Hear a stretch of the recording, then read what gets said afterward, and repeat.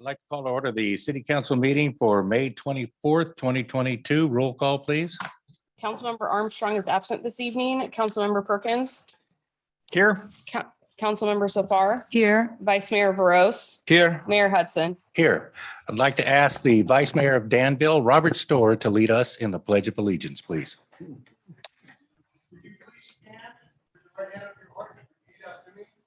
I pledge allegiance to the flag of the United States of America and to the republic for which it stands, one nation, under God, indivisible, with liberty and justice for all.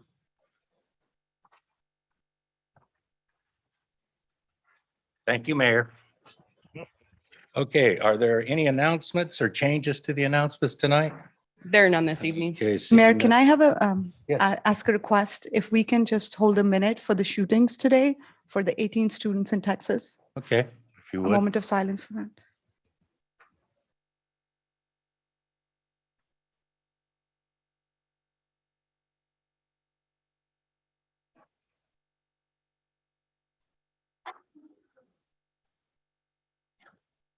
Thank you, Councilmember Zafar.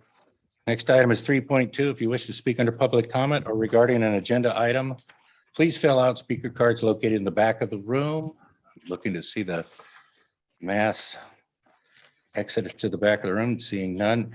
If you're participating, are we remotely today? Yes. Okay, if you're participating remotely, click the raise your hand button on your computer or *9 on your telephone to request to speak when public comment is being taken on the agenda item. Okay, this time, now we'll go through that. Boards, committee, and commission meetings. A complete list of upcoming meetings may be found on the city's website at www.sanramon.ca.gov. Subscription service is available at the link for automatic meeting notifications. Contact the city clerk with questions 925-973-2539. Public comment is now open. At this time, the public is permitted to address the city council on items that are on the consent calendar, including request to pull an item from the consent calendar and the reason why you wish to pull the item or items.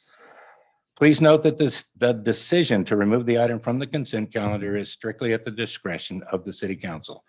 You may also request for future agenda items, and you may talk or speak to the special presentation items tonight. There are 3 of them under section 6 of tonight's agenda. Also, items that are not on the agenda and are within the city council's jurisdiction. Public comment is open. Do we have any cards? We do have 2 requests to speak under this item. Okay. Deepti Mahajan. Deepti, where are you?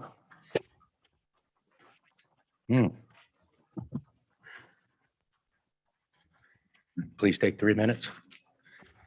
Good evening, Mayor Hudson, Vice Mayor Barros, Council members Perkins and Zafar. My name is Deepti Mahajan, and I am a Hindu American resident of City of San Ramon. Today, I get up here to commemorate the genocide of 2.8 million Hindus by the Pakistani army and allied Islamists in Bangladesh. At a time when the world is realizing the dangers of forgetting the lessons of history, we need to learn about the 1971 Hindu Genocide. On March 25th, 1971, the Pakistani army and allied radical Islamists started Operation Searchlight that eventually led to the genocide of 3 million people in East Pakistan, that is Bangladesh, over a period of 10 months. 5 months into the genocide, on November 1st, 1971, US Senator Edward Kennedy released a report titled Crisis in South Asia that said field reports to the US government, countless eyewitness journalistic accounts, reports of international agencies such as World Bank, and additional information available to the subcommittee document the reign of terror which grips East Bengal, that is East Pakistan at that time. Hardest hit have been members of the Hindu community who have been robbed of their lands and shops, systematically slaughtered, and in some places painted with yellow patches marked letter H. All of this has been officially sanctioned, ordered, and implemented under martial law from Islamabad, Pakistan. Archer Blood, the American Consul General in Dhaka, in 1971 stated that there was a selective genocide in Bangladesh and described it as one of the most intense killing campaigns ever committed in human history. In May 1971, Australian doctor Jeffrey Davis was brought to Dhaka by the United Nations to assist with late-term abortions of raped women at the end of the war. He believed the estimated figure for the number of Bengali Hindu women who were raped, 200,000 to 400,000, was probably too low. We urge you to condemn the genocide perpetrated by the Pakistani army and their collaborators in Bangladesh, former East Pakistan, from March 1971 to December 1971. We encourage to promote peace and stability in the Indo-Pacific region as a whole, and the right of all people living in the region, regardless of national, racial, ethnic, or religious background, to enjoy the benefits of democratic institutions, the rule of law, and economic opportunity. And finally, recognize the death of nearly 3 million people, mostly Hindus, killed or executed by the Pakistani army, along with individuals who endured pain and suffering in 1971, as well as We need to have you stop right there if we can. Our next speaker, please. Thank you so much. Walker Tippett. Okay, Walker, we do have you written on this. Did you also want to speak? I do. Okay. 3 minutes. Hello, Council. Last session, I spoke to you arguing for the intrinsic dignity of human life in the womb and for the city's obligation to protect these lives by outlawing abortions. This week, I have provided you examples of state defiance of federal law as precedent for our becoming a sanctuary city. I identified the fallacies of various arguments supporting legal abortion. I provided documentation of the ordinance passed in a current sanctuary city for the unborn in Louisiana. Sanctuary status for preborn infants can be done, has been done, and must be done in our city. There are debates to be had about how much the government should intervene in people's jobs, their children's education, our healthcare, and plenty other social issues, but there is no debating that government at every level should legislate in order to stop premeditated murder.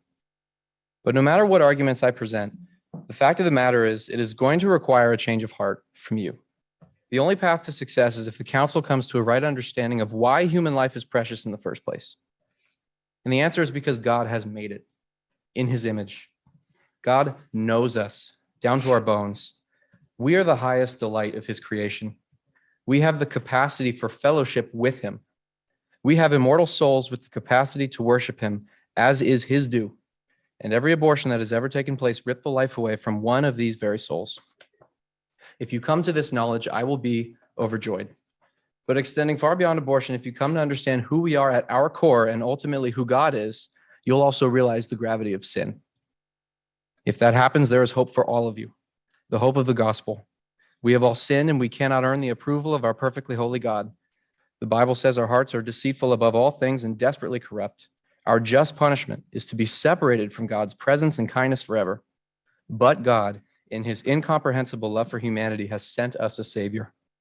Jesus lived the sinless life that you and I have refused to. On the cross, he endured the wrath of God that we deserve. The only innocent man died a criminal's death. He has offered himself as a perfect sacrifice to fulfill God's justice for our sins. The Bible says he made him who knew no sin to be sin for us, so that we might become the righteousness of God in him. Jesus paid the full penalty. If you put your trust in him, you will certainly be forgiven. Your sin will be completely washed away. And when you die, God will look upon you as if you lived the righteous life Jesus lived in your place. And you will worship him and love him forever. That is the gospel. And the God who has given us this merciful and glorious means of salvation commands all people to repent and believe. Please turn to Christ today and seek to honor him by outlawing all abortions in San Ramon.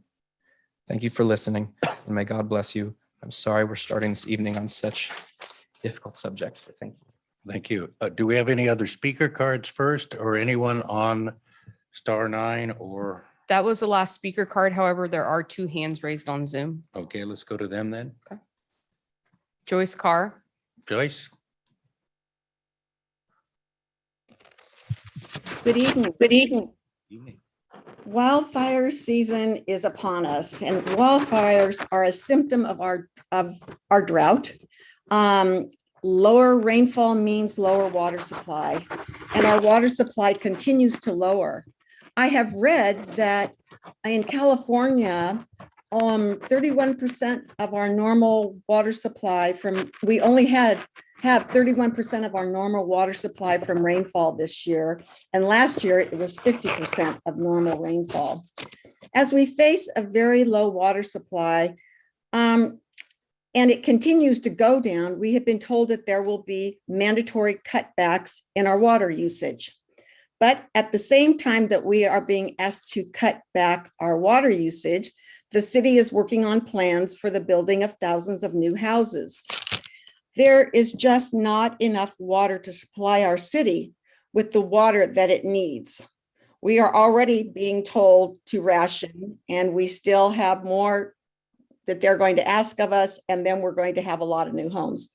I ask, please, that the city be proactive in looking into this crucial problem. I know that this all comes from the state, from Sacramento, but please do not wait until it is too late.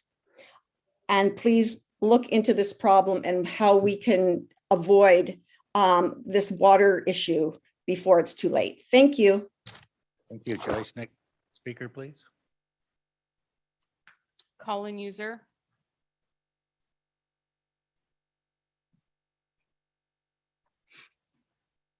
Hi, can you hear me? Yes, we can. Okay, so I want to let the council know that it is extremely disrespectful for you to schedule the GAT meetings 15 minutes before the scheduled council meeting. It was noisy. I couldn't hear much because all the noises are coming from the people who are waiting to come into the council meeting.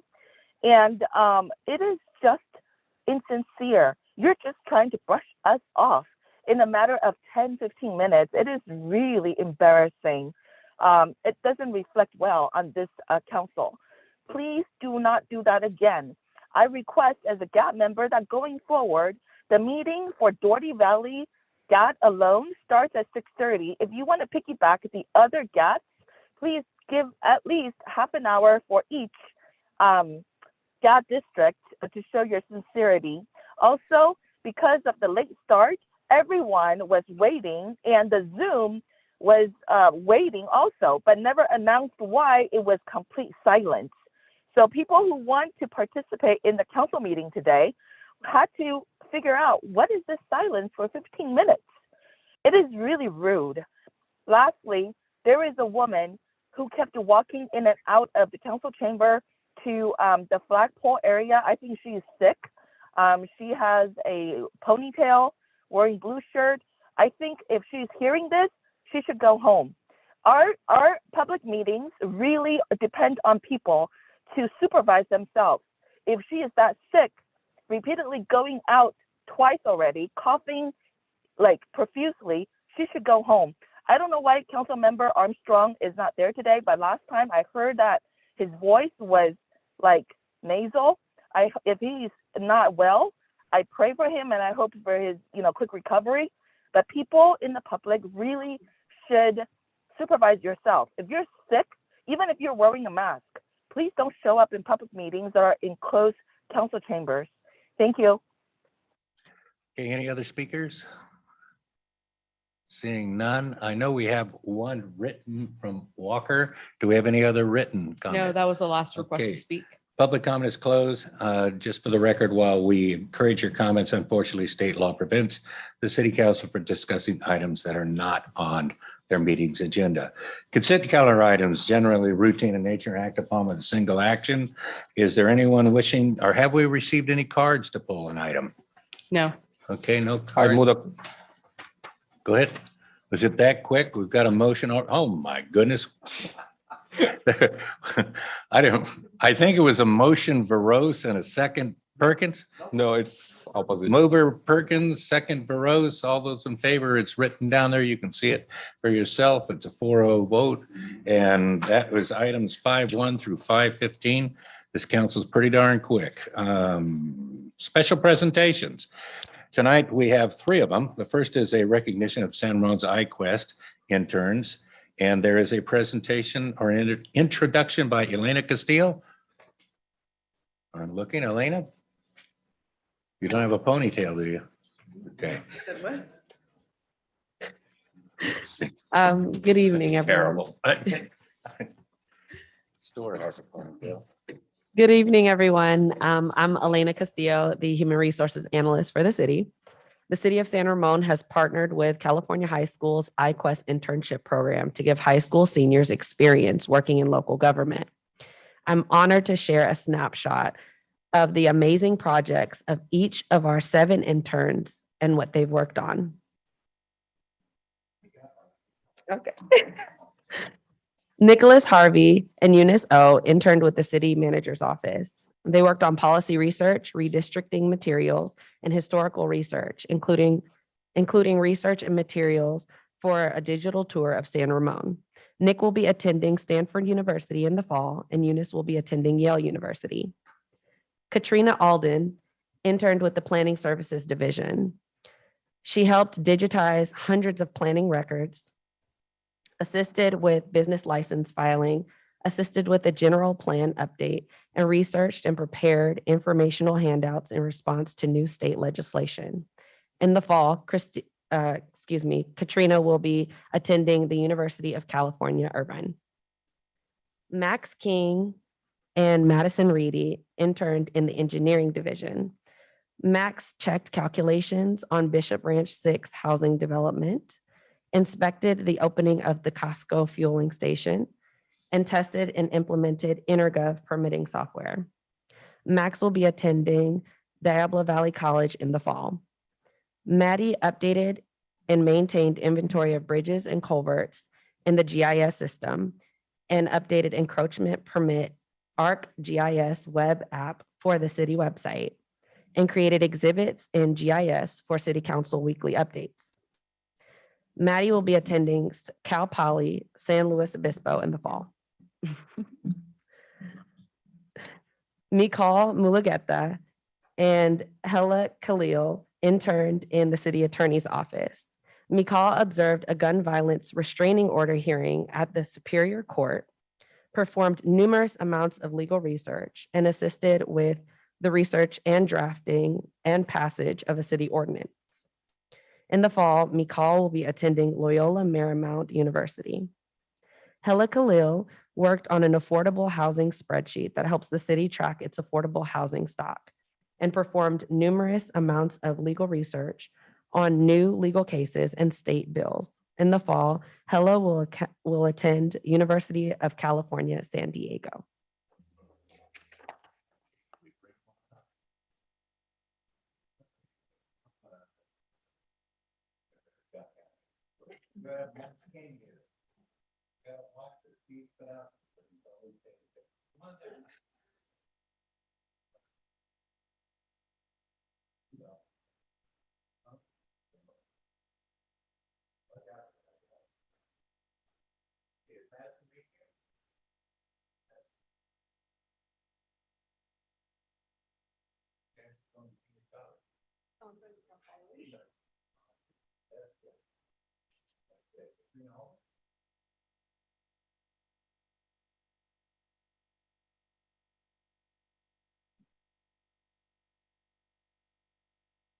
I think I'm not loud enough to be heard here.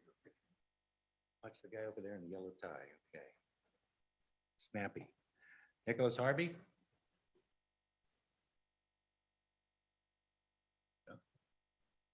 Thank you. Thank you for all the time. Eunice, where'd you go? Eunice O? Just the way you were talking, I thought they'd already started school. Shows you what I know, it's May. Okay, is it Nicole Mulugeta?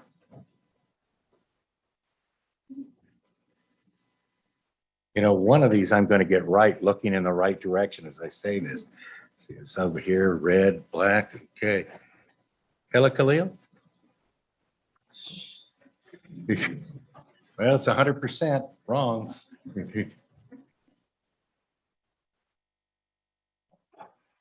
And thank you very much. So Right, over here, over here. No, no, I can get one thing right. Stephen?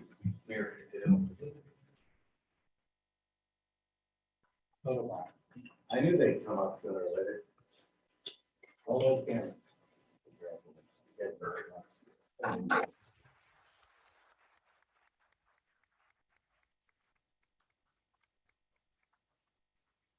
Oh, gosh, I don't even need to go down. This reminds me of the days of talking to here and trying to get over my hip. Next, we have a proclamation declaring May 15th through the 21st. Hopefully you didn't blink or you missed it. That was this year, and it's National Public Works Week. And there will be an introduction. I believe, Brian, you're doing the introduction. Brian Bornstein here. Not on the course, huh? Good evening, Mayor and City Council. As the mayor said, we weren't here tonight to recognize Public Works Week. Unfortunately, Maria Ferner, our Public Works Director, is unable to be here in person, but myself and the other division managers are here this evening to recognize that and all the efforts of staff in Public Works. It was last week was designated Public Works Week. That's a national event throughout the nation. It was during last week that occurred. The theme was Ready and Resilient. And then for that, we did a Public Works Employee Appreciation lunch midway through the week. We did some social media posts and activities during the week. It was a great event. We did run out of ice cream though, so I was a little bummed about that. But I want to focus on the bigger part is the department, all the efforts of staff, fully dedicated, hardworking, passionate, and intelligent, who really care about our city, going out there and keeping all the roads and landscape and parks, facilities and street lights and signals and everything running properly. We are dedicated to keeping up customer service and doing everything safely to the highest quality and efficiently, and also just to minimize disruption to the public. I do want to commend each and every staff for that committed goal. In the end result, we have a beautiful, well-maintained, safe city. Also, every year, Public Works wants to give back to the community. This year be no different. Our focus is the Discovery Counseling Center of San Ramon Valley. This year, they are a community-based nonprofit organization, mission to focus on mental wellness. This year, we're trying to collect toys, clothing, accessories, sporting goods, houseware. So there is a flyer in the back here, but if you don't see the flyer, there are barrels out. One's out here at the Rotunda. There's two other locations, the San Ramon Community Center and San Ramon Service Center, that also has barrels. So please help out with that endeavor to bring whatever you have in to collect up and donate there. Back to Public Works and the theme, Ready and Resilient. I think we all agree we had a tough couple of years with the pandemic, and I think we really adapted well. So many requirements, restrictions, and this, and that, and the other. Still went out, kept the city maintained, and did a great job on that. I appreciate over 100+ staff in Public Works doing that across 3 divisions, Public Services, Transportation, and Engineering, getting that done. So it's hard to explain Public Works sometimes, and Maria worked hard with Simone in the city manager's office to create a little video clip to kind of explain it a little better. So before we do the further ado with the mayor and the proclamation and all those good things, we're going to run the video. So if we can do that, I apologize, there are no refreshments, popcorn, or ice cream sandwiches because we cannot eat in the council chambers. But if we can run that video, and again, we really do appreciate all the efforts of staff across the board, keeping everything maintained in the city.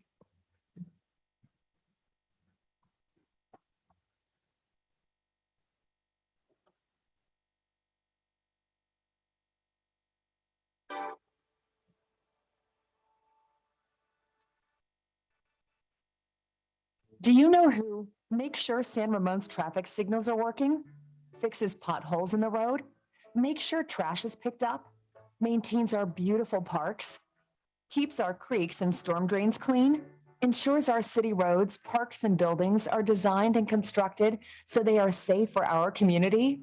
Public Works. Any road, creek, street light, landscape, pool, park, or building owned by the city, the Public Works Department takes care of all of these amenities.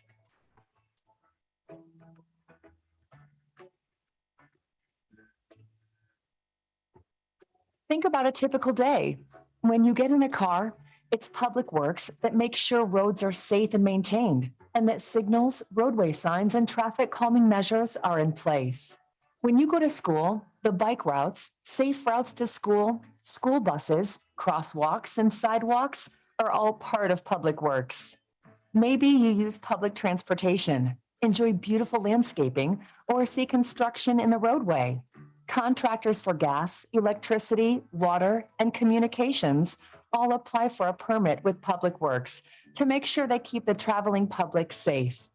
Throughout the day, you may see Public Works planting or trimming trees, changing streetlights, repairing sidewalks and roads, overseeing construction, or street sweeping. When you swim at one of our aquatic centers, enjoy a park, playground, or a participatory fountain, play at a public sports field or court, go for a hike, take a class at one of our community centers, or bring your dog to the dog park, Public Works maintains them all. When you take out your garbage, recycling, and compost, Public Works ensures it's collected. Public Works also provides emergency response. Tree down in the roadway, traffic signal not working. No matter what time of the day or night, Public Works is ready to respond. Every part of your day, Public Works is there behind the scenes, making sure that our community is safe and well-maintained so we can all use and enjoy quality public amenities. Remember, Public Works works for you.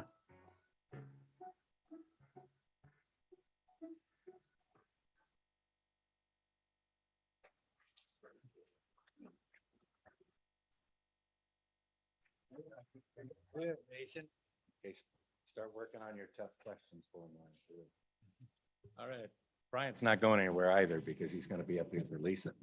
I have a proclamation of the City Council of the City of San Ramon declaring May 15th through the 21st, 2022 as National Public Works Week. Whereas Public Works professionals focus on infrastructure, facilities, and services that are of vital importance to sustainable and resilient communities and to the public health, high quality of life, and well-being of the citizens of the City of San Ramon. And whereas these infrastructure, facilities, and services could not be provided without the dedicated efforts of Public Works professionals who are engineers, managers, and skilled employees from state and local governments and the private sector, who are responsible for maintaining, rebuilding, improving, and protecting our nation's transportation, water supply, water treatment, and solid waste systems, public buildings, parks, landscaping, creeks, and other structures and facilities essential for our citizens.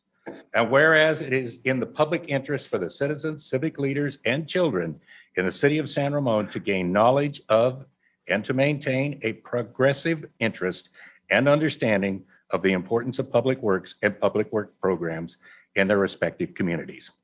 And whereas the year 2022 marks the 62nd annual National Public Works Week, sponsored by the American Public Works Association and Canadian Public Works Association. And whereas this year's theme, Ready and Resilient, highlights the ability of public works professionals to perform regular public works duties and be ready at a moment's notice to react as first responders during natural disasters and overcome trials seen in the field. Public works professionals are always ready to serve their communities and resilient as ever in their abilities to pick themselves up off the ground after encountering challenges.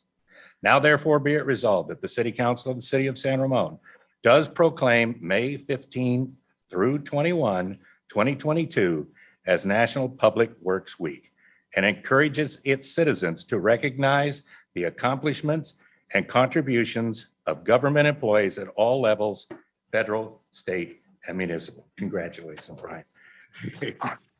More pictures. Oh,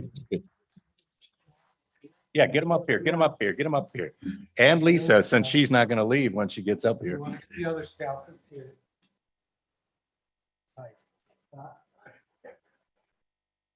Robin, Lisa, Amy, Matt, Karen. All in this picture.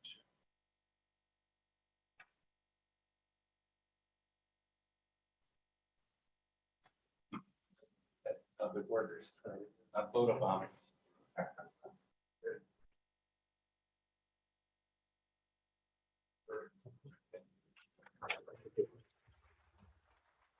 Don't go anywhere, Brian. Okay, and our next one, we have a proclamation honoring Lisa Bobadia. Mayor, that's, Retirement. Mayor, that's, I get this one. Maria delegated that to me. It said Brian. No, Brian it's- delegates it to the city manager. Go ahead. Okay. So it's my great pleasure to introduce Lisa Bobadia. It's with a lot of pride and actually a lot of sadness. After many years of serving the city of San Ramon, Lisa gets to go on her well-deserved, was it vacation or is it actually retirement? I was hoping it was vacation, but I'm wrong. So we have a proclamation for Lisa and just from behalf of the city staff, the amazing things you've done over the years to improve the city's transportation goals and strategies can't be overstated. Primarily, most of you know that there's the Iron Horse Trail overcrossing that's coming very, very soon. Lisa, her most recent accomplishment really was the catalyst and the one that was able to do the heavy lifting and literally get that across the finish line. And I do mean that literally. So I'm foreverly grateful. I'm, again, sad to see you leave, but very, very excited for the next chapter. And I'll turn it over to you, Mayor. I don't want to say I'm eternally grateful, Lisa, but I started on it in '78. Okay, this is going to be a while, so you might want to crack open the popcorn. I've never seen a proclamation this long.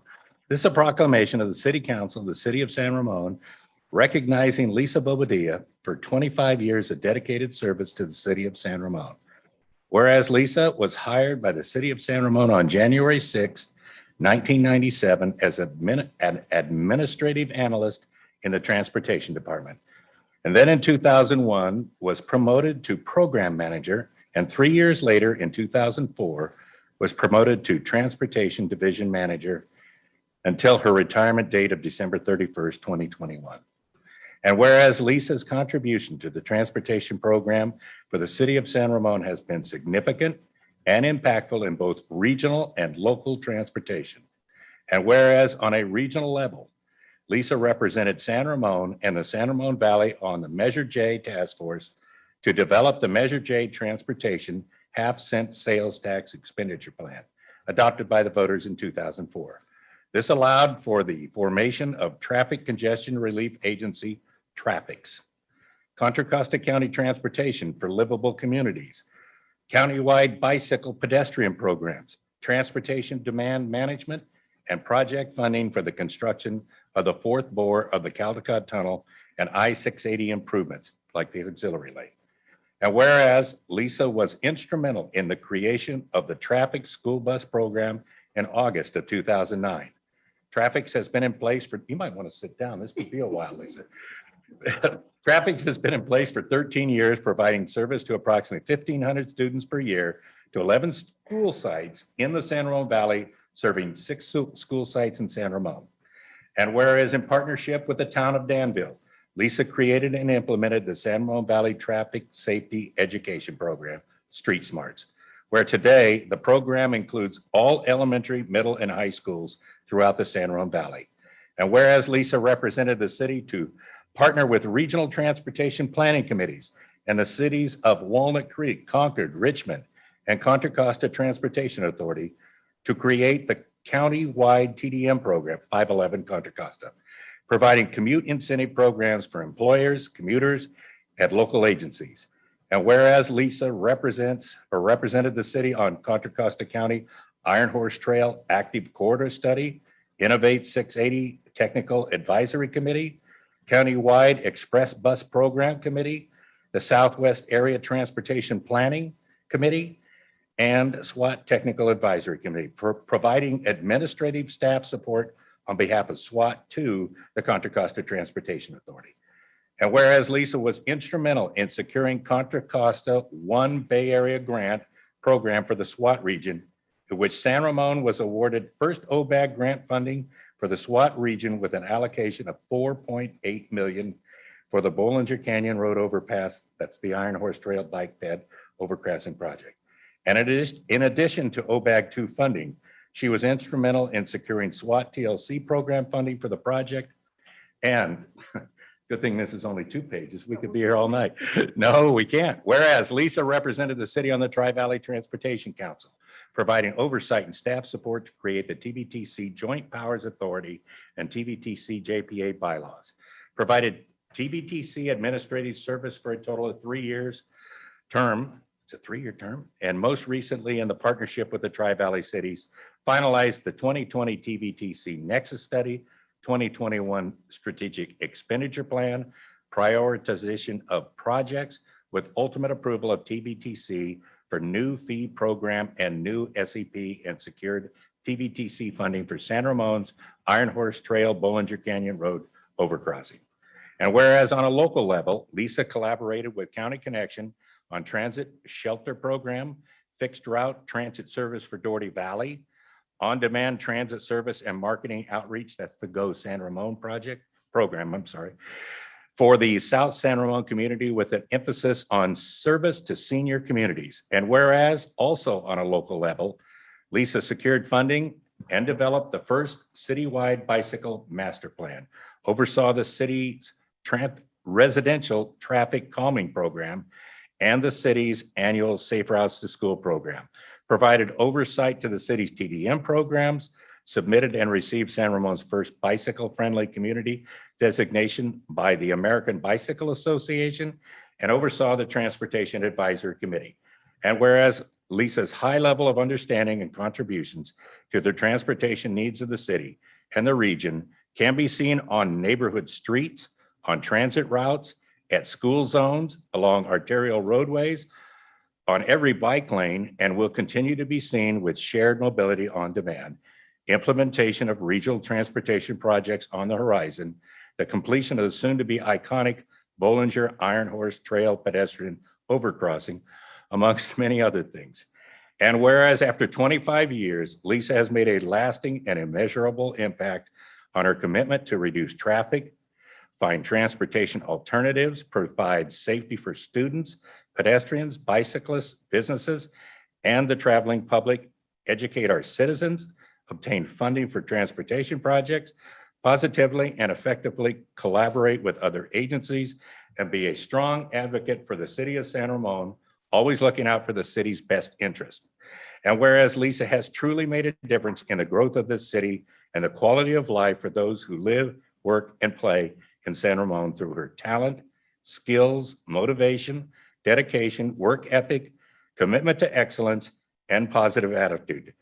Now, therefore, be it resolved that the City Council does hereby thank and congratulate Lisa Bobadia on her retirement for her contribution of 25 years to the city and for her distinguished career as a great example of a public servant. Congratulations, Lisa.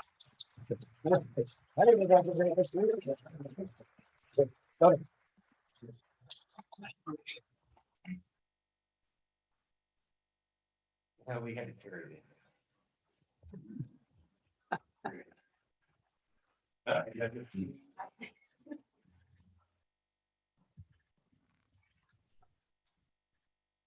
Well, good evening. Thank you, Mayor Hudson. I do have a few words to say, if you'll please indulge me. I didn't need glasses 25 years ago, but today I need glasses. So again, thank you, Mayor Hudson. Thank you to our city manager, Joe Gorton, members of the San Ramon City Council, staff, and the San Ramon community. It has truly been my honor and privilege to work for the city and this beautiful community we all know as San Ramon. I've been here at the city for 25 years. Prior to that, I spent 7 years working here in San Ramon at Pacific Bell at 2600 Camino Ramon. While at Pacific Bell, I represented the company on the Bishop Ranch Transportation Association, and I participated on the city's TDM Advisory Committee. I worked with city staff on commute alternative programs. So really, over the last 32 years, a lot has changed here at the city. It has not been a job for me, but it has been a career that I have loved, and I have put my heart and soul into it. The proclamation, thank you again, Mayor Hudson. The proclamation depicts many accomplishments. However, nothing would have been possible without the teamwork of staff members from the city and colleagues from our neighboring agencies, such as the town of Danville. There are many, many, many staff members who I've worked with, who I've worked for, and I've collaborated on many of the endeavors that are in the proclamation. Also with many Transportation Advisory Committee members that I've worked with over the last 25 years. There will be a time for me to acknowledge each and every staff member as well as TAC members, and I plan to do that in the near future, next week, by the way. Anyways, tonight, what I would like to do is acknowledge past and present city council members, past and present mayors, and city managers. I'm going to start with Herb Moniz. Herb was the city manager when I came to the city in 1997. His vision for the city and his approach to bring him solutions, not problems, made me a better staff person and prepared me for working within the San Ramon neighborhoods and communities. Phil Wong was the planning director. When I applied for the city position, he was on the oral board when I interviewed for the position. And then John Dillon was the transportation director who actually hired me and gave me the opportunity to work on the first two countywide endeavors here in Contra Costa County. I'm grateful to John, Phil, and Herb. Greg Rogers was also a city manager that I worked for. I appreciated his brilliant financial mind. And then finally, Joe Gorton. Joe and I worked together when Joe was a captain and then the police chief. And Joe and I worked on a number of the residential traffic calming programs together. I'd like to think that as city manager, Joe has learned a lot about regional transportation in the last few years, whether he wanted to or not. Joe is a great fit for the city as a city manager, and I want to thank him for his leadership and his friendship. With respect to prior mayors, I have to thank Mayor Pat Boom. She was on the city council when I was hired. She recommended me for the San Ramon Valley Leadership Program after 2 years here at the city, and it was there that I witnessed her leadership skills. Pat Boom was an advocate, she was an important advocate for women. She encouraged all staff to work hard, speak up when we needed to, be prepared to come to city council meetings, and expect tough questions. But the one thing she always told me was to keep your composure at all times. I want to thank Mayor Boom for all her leadership and for her mentorship. Councilmember Rowley was assigned to the Policy Advisory Committee when we started working on the traffics program. She was very supportive, and it was not easy for her to commit city administrative staff to help get the traffics program up and running. She recommended that the city, the town, the county, and the school district advance funding to get the program up and running for traffics. She did it with a wealth of support from city staff from both the city and the town of Danville. And in 2009, we implemented the traffics program. Prior to coming to the San Ramon City Council, Councilmember Rowley was the principal at Country Club Elementary School. A lot of what we did with our Safe Routes to School programs early on, we used Country Club as the pilot program, and I appreciate all her guidance and support over the years. Mayor Wilson, for his unwavering support of the inauguration of the San Ramon Valley Street Smarts program in the early days. He attended the very first Street Smarts Poster Contest award ceremony, and his support over the years has been fantastic. Mayor Clarkson, who was an advocate for the city's first ever bicycle master plan. He invited me numerous times to attend the different mayor's breakfast. I always appreciated the opportunity to promote the city's programs and projects during the mayor's breakfast. He was a huge support for the Leadership San Ramon Valley program, and he's a huge advocate for improvements along the Iron Horse Trail. There are several city council members that are no longer with us, but they have remained with me in spirit. Councilmember Jim Livingstone, Councilmember Kurt Kinney, and former mayor, former council member, and former city attorney by Athen, who was such a tremendous support for me early on. Supervisor Anderson, while she is not on the San Ramon City Council, she has been a tremendous support for the city of San Ramon over the years. She helped us with the inauguration of the Street Smarts program, the inauguration of the Traffics program, public transit funding for Traffics program from the Alamo Creek area, and public transit funding for the Doherty Valley Transit Service. Every step along the way in my career here at the city, she has been there as a role model and support. So to all of you, the current council members, I admire your devotion to your constituents. I respect the work that you do on behalf of the city. I respect the time and commitment each of you make to ensure that the city is in the best hands and that we have the resources needed to meet the needs of the community. Thank you for your commitment to the city, for your commitment to the Iron Horse Trail Overcrossing Project, and for your commitment of funding for the recently approved Go San Ramon pilot program. Councilmember Veros and Councilmember Armstrong, thank you for your thoughtful comments as you began your time here on the City Council. Councilmember Savar, I knew when you went through the Leadership San Ramon Valley program that one day you would be on the City Council, and you've done it, and I'm very proud to see you here today. Congratulations, you do become the chair of the Traffics program July 1st of the Board of Directors. So you have a lot to look forward to. I want to thank you for your support last year with the transition of the Traffics admin staff as well. Thank you. Councilmember Perkins, we have worked together on so many endeavors. First at Tri-Valley Transportation Council, your leadership in 2008 and then again in 2020. We hit a number of speed humps along the way from 2008 through 2013 at TVTC, but we learned a lot of valuable lessons. Every staff member from the Tri-Valley Transportation agencies that we work with have articulated to me how impressed they are with your knowledge of the TVTC process, your knowledge of the strategic expenditure plan process, your patience, your respect for staff, and they all wanted me to thank you for getting the SCP done in 8 months and prior to the end of June, so that Dublin doesn't have to work on it starting July 1st. So congrats on that. Also, for all your input and comments over the years as we worked on the Iron Horse Trail Corridor Concept Plan, the environmental analysis for the Iron Horse Trail, the community outreach and encouragement along the way with the many endeavors that we have worked on. I'm almost done.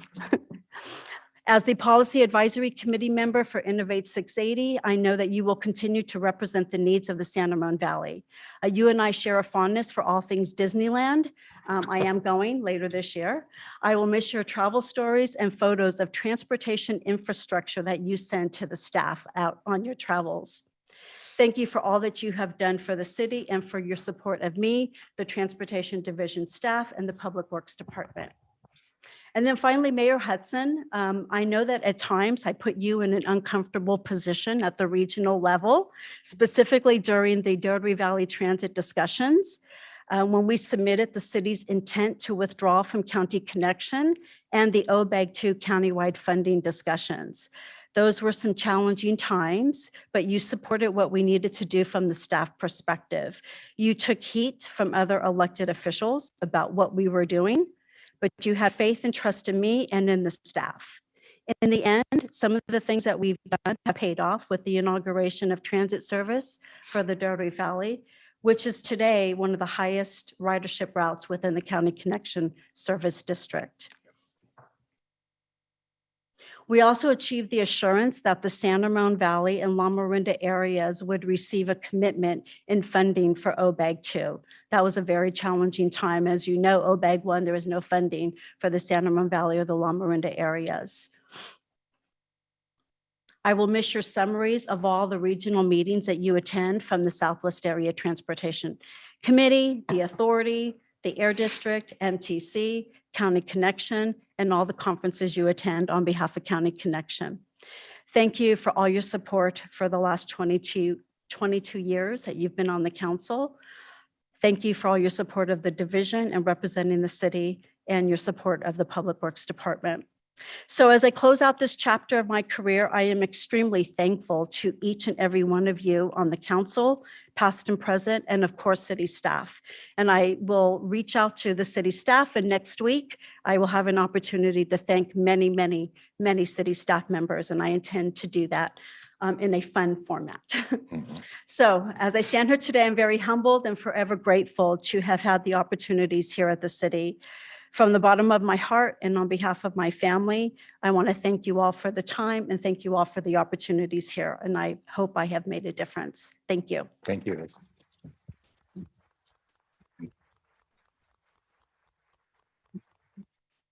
Oh, no, don't go away. I'm sure somebody's going to have some comments here. Sabina, start us off. Well, I just want to say thank you. My kind of city career started on the Transportation Advisory Committee. And I don't know if you remember or not, but you asked me, do I know what traffic calming means? And I have no idea. And so you handed me this big binder and like, go read this and you'll find everything out about traffics. I really appreciate your support throughout. And as a resident, really appreciate everything you've done in this city to really, take it from where it was 25 years ago when you joined to where it is today, an amazing city to live in. And I know you've got your fingerprints over everything that we do here, not only here, but regionally and on the county level. So thank you so much. You will be dearly missed. And I think your shoes will be very big to fill. So thank you so much, Lisa, for everything you've done and given to the city. I appreciate it. Thank you. Scott? Well, I could talk for almost as long as Dave's resolution in your speech, but Lisa, you have meant so much to the city and to me on what you've done for us and how well we've worked together. Like those tough times at TVTC in 2008 when we had a roadblock there with Pleasanton and we managed to get through that. And then this more recent SEP and Nexus study and all the hard work you've done. I think about the times that Dave and I go to meetings, but you go to twice as many meetings because you not only go to the meeting we go to, you also go to the TAC meetings, and there may be even more than that. So I do appreciate all the hard work you've put in over the years, and I'm going to miss the times where we just sit around your office and gab about fun stuff too. So you will be missed, and I thank you. And trust me that the citizens of San Ramon really have no idea how much you meant to the city. And it's not just the dollars and cents of the money you've brought in, but the quality work you put into the master plans and the SEPs and the Nexus studies and all the other things with SWAT. And I know that there's county people that look to you for your input when it comes time to do county transportation work and not just things in support of the city. And Danville, you guys ought to have a whole nother meeting just for Lisa, because I know Ty Williams and your other staff have done wonderful work, but working with Lisa certainly made Danville's transportation problems easier. But I just could not convince her to get those toll plazas put in on San Ramon Valley Boulevard and the one next to Costco. That was going to solve our budget years ago, but it never happened. Thank you again, Lisa. Costco. Yeah, a Costco toll plaza. Wouldn't that just do it? That's everything. Bail him out. Lisa, congratulations. At least we got the gas station. Congratulations on your retirement. Thank you for your 25-year service to our city. I really appreciate all the important roles that you played during these 25 years, how our San Ramon shaped up and how it is built and developed throughout these 25 years is like one of the key period, I think. So you should be very proud of all your accomplishments. And also make sure you enjoy now as a resident for all the things that you built for the community. So I wish you all the best. Thank you. Thank you. I've been trying to get her to go to Hawaii, but she won't listen to me. Now the tickets cost too much. Yeah, really impressed. One thing we haven't brought up was the relationships that we have with our neighbors. I mean, when you and Ty put your minds to something, it got done. There was no in that, it was KNOW. And that's why there's traffic. And that, I mean, some of us will take credit. Oh, bet we'll take credit for it, but we know who it was that put it together. That has got to be the longest proclamation. I didn't think I was going to make it to the end. It's starting to get a little dry there. It's been 3 pages. Yeah, it should have been 3. And the thought about putting me in a bad position, it wasn't a bad position. We were right. They were wrong. They just didn't realize it. And if it was so bad, they wouldn't have elected me chair for the second time. So, I mean, there's a lot of good things that we could talk about forever. And there's a retirement party coming up. Hopefully that wasn't a secret party I just let go. But life is hard. And I mean, you're not going anywhere. You've got the staff report on 10.3. So thank you, Lisa. I'm sure we're going to see you around here. And I don't think outside of myself, there's anyone that wants to see that overpass more.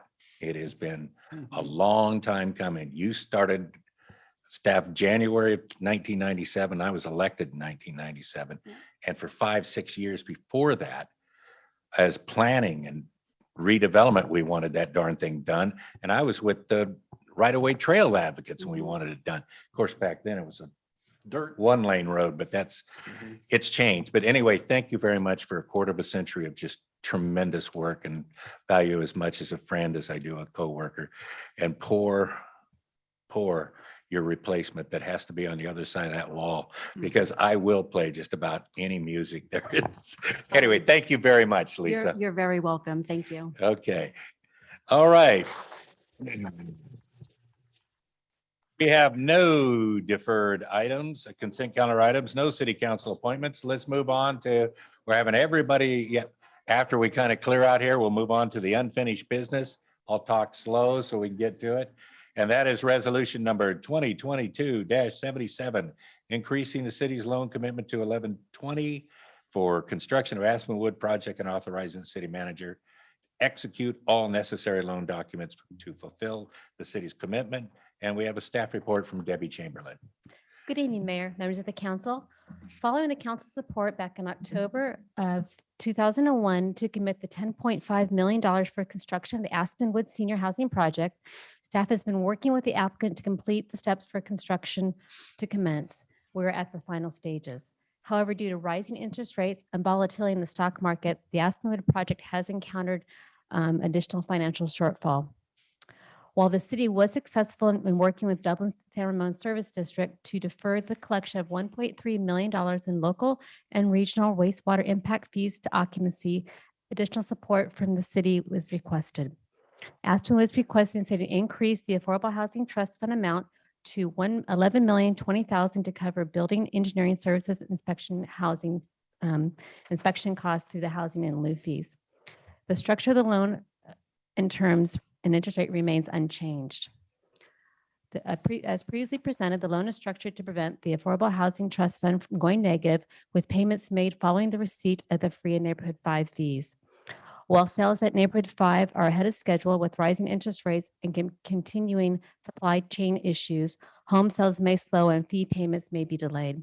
As a positive, we have received approximately $24,000 in commercial linkage fees from the Camp Bawa project, and we expect payments from Belmont Village and the sale of the Park Central unit in the near future.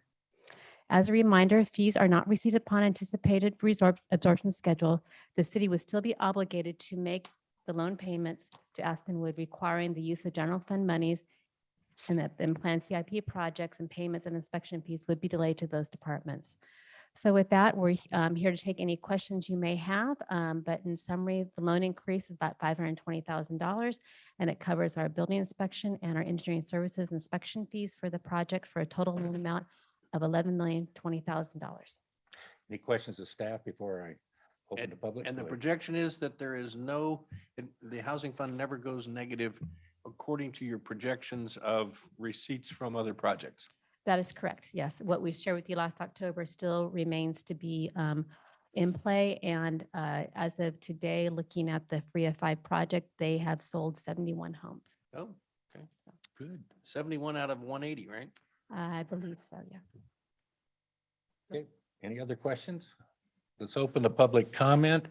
Do we have any speaker cards? I don't have any speaker cards for this item. Anybody on Zoom or *9 or? It does not appear that we have Okay. any hands raised. I mean, I'd ask the Black Mountain if they want to speak, but why? Okay. Seeing none, let's close public comment. Yeah, quit with yes, okay? Okay, discussions before the council. I will just say that I know I joke around a lot about it, but the state's making it pretty darn clear you're going to do affordable housing. And to have somebody come before us with 100% project, I have a feeling by the time we're through with this, we're going to be a model of how to do this a couple of times over. And it's the only way you're going to be able to do it. I was talking, there's a group at ABAC called BOFA.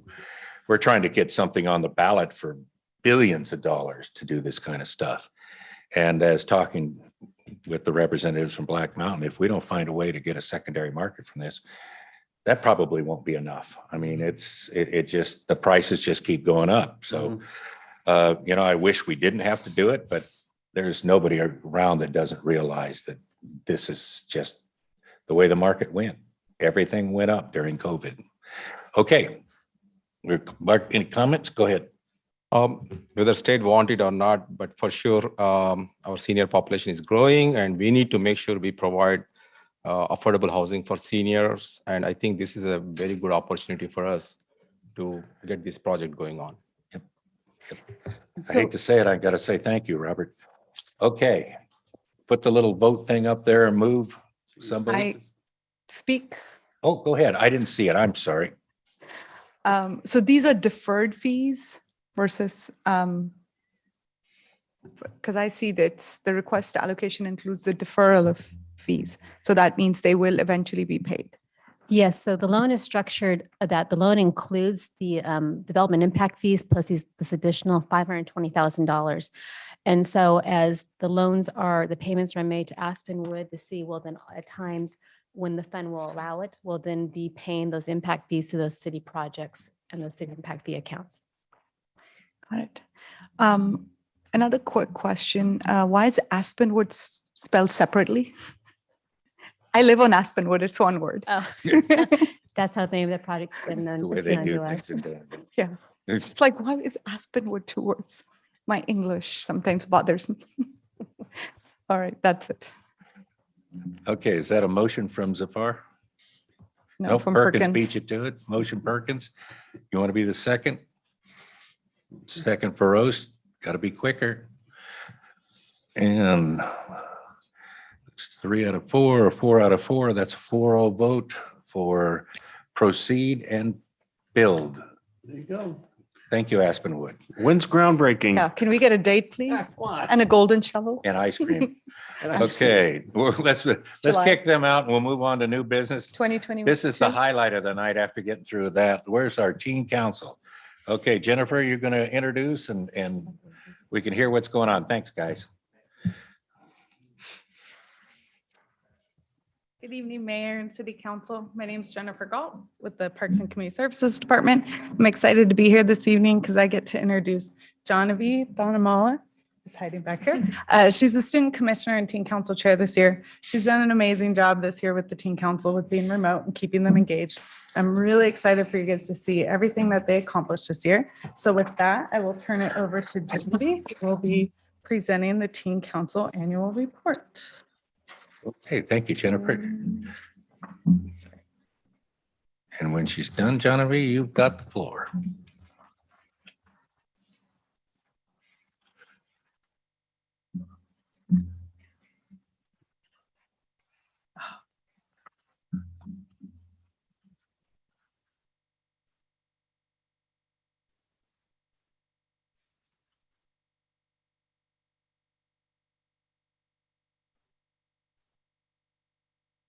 Hi, everyone. Thank you, San Ramon Hello. City Council, for having me.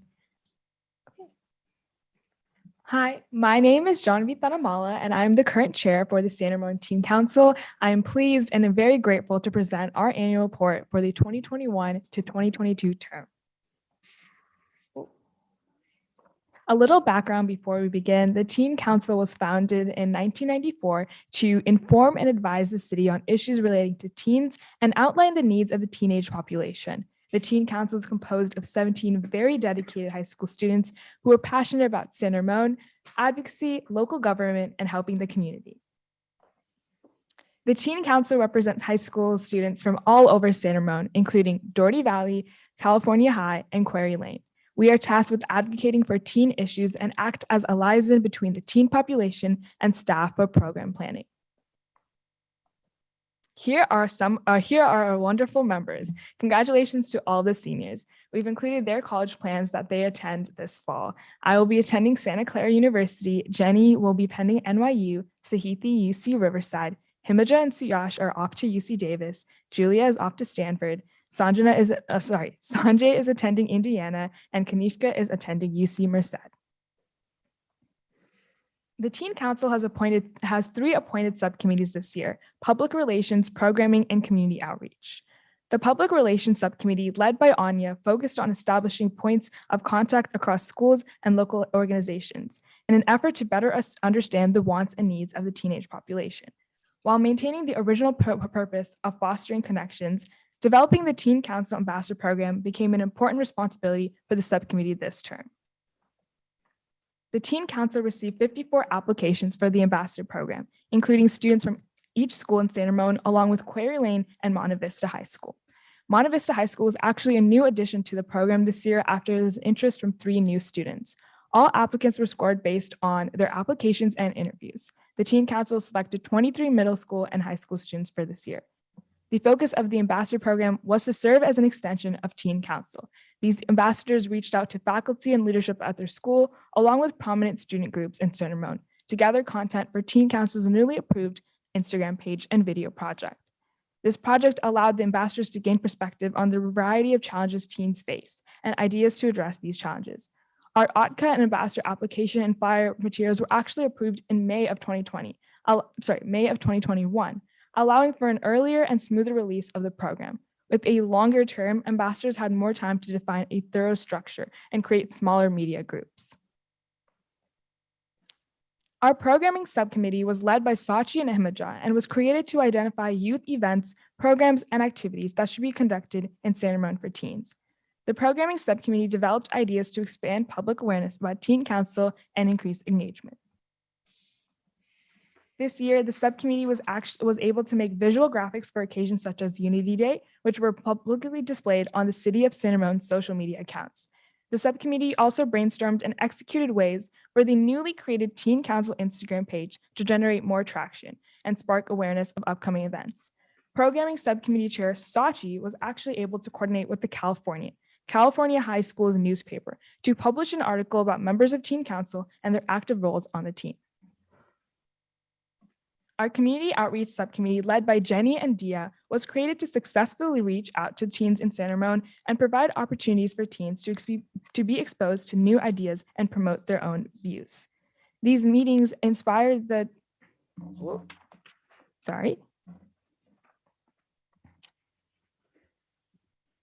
community outreach subcommittee focused on marketing the various Teen Council events throughout the year.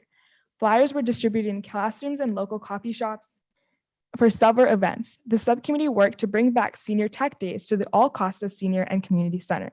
The Teen Council actually hosted 3 Senior Tech Days at the center, providing an opportunity for older adults to stop by and get help with their technology questions. Community outreach also helped advertise and promote the Tri-Valley Teen Job Fair, where the Teen Council showed out to support teen interests in providing career opportunities and skill enhancement. Teen Council members are required to serve 8 hours of volunteer work each month, and this ensures an active membership in our community and encourages peers to volunteer.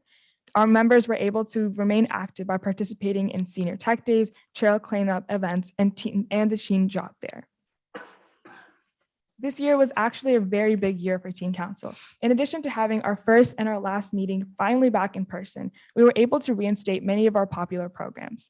First, the Teen Council Instagram spurred amazing creativity from our Teen Council members.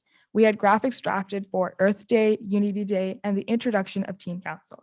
We also posted about the Teen Job Fair, Senior Tech Days, Teen Council application, and city summer jobs available for teens. In addition, we hope to utilize the content created from our ambassadors in some way on social media. They created content that highlighted passionate teen organizations, our trails, parks, recycling programs, and cultural events in our city that have promoted and embraced diversity. The Teen Council Job Fair and Senior Tech Days, as I've already stated, returned to in person, which was a delight for me specifically to experience as my final year on Teen Council. We also had 2 Tri-Valley Youth Advisory meetings where we met with teen youth groups from Dublin, Danville, and Pleasanton. The second one was held just a couple weeks ago in person, and the joy of the workshops were illustrated on our Teen Council Instagram highlight. These meetings inspire the Teen Council with new ideas on how to address mental health and the environment by allowing members to create new initiatives or attend teen events around us. Other partnerships that were not listed on the slide, we also approved support for Brighter Day Teen Talent Showcase for the second year virtually and advertise using our media accounts. This is a great way for teenagers to earn scholarship money. We approved support for Teen Council involvement in the Scarecrow Scavenger Hunt. We received a presentation from April Rivero, founder of the National Coalition Against Prescription Drug Abuse, about fentanyl awareness. Drug awareness is a pertinent issue to teenagers, and council members were able to learn and discuss how we can curb misuse. Moving on, here is our Outstanding Teen Citizenship Award recipient, Rio Cross, who you may remember from the fall. He started an amazing recycling program that has helped San Ramon's very own tennis courts throughout the city. Okay, and finally, our goals for the next year are to 1, research teen recreational opportunities and explore ways to support these opportunities and address new community needs. 2, research and execute partnerships with local organizations, businesses, and committees to promote teen wellness and mental health and recreation. 3, continue Senior Tech Days and collaborate with the Senior Advisory Committee at the All Costa Senior and Community Center. 4, continue organizing workshops targeted at youth conferences such as She's All That, and look into expanding into additional youth groups. 5, continue the Teen Council Ambassador Program and increase the involvement of the ambassadors at meetings. 6, continue the Outstanding Teen Citizenship Award and seek partnerships with local organizations. 7, explore ways to build relationship with the school district, high schools, middle schools, and leadership classes, and hopefully look into the possibility of appointing a liaison for each school. 8, explore collaborating on an arts project with the Arts Advisory Committee or Dublin San Ramon Women's Club. 8, establish a stronger social media presence for Teen Council using Instagram, develop a social media content calendar.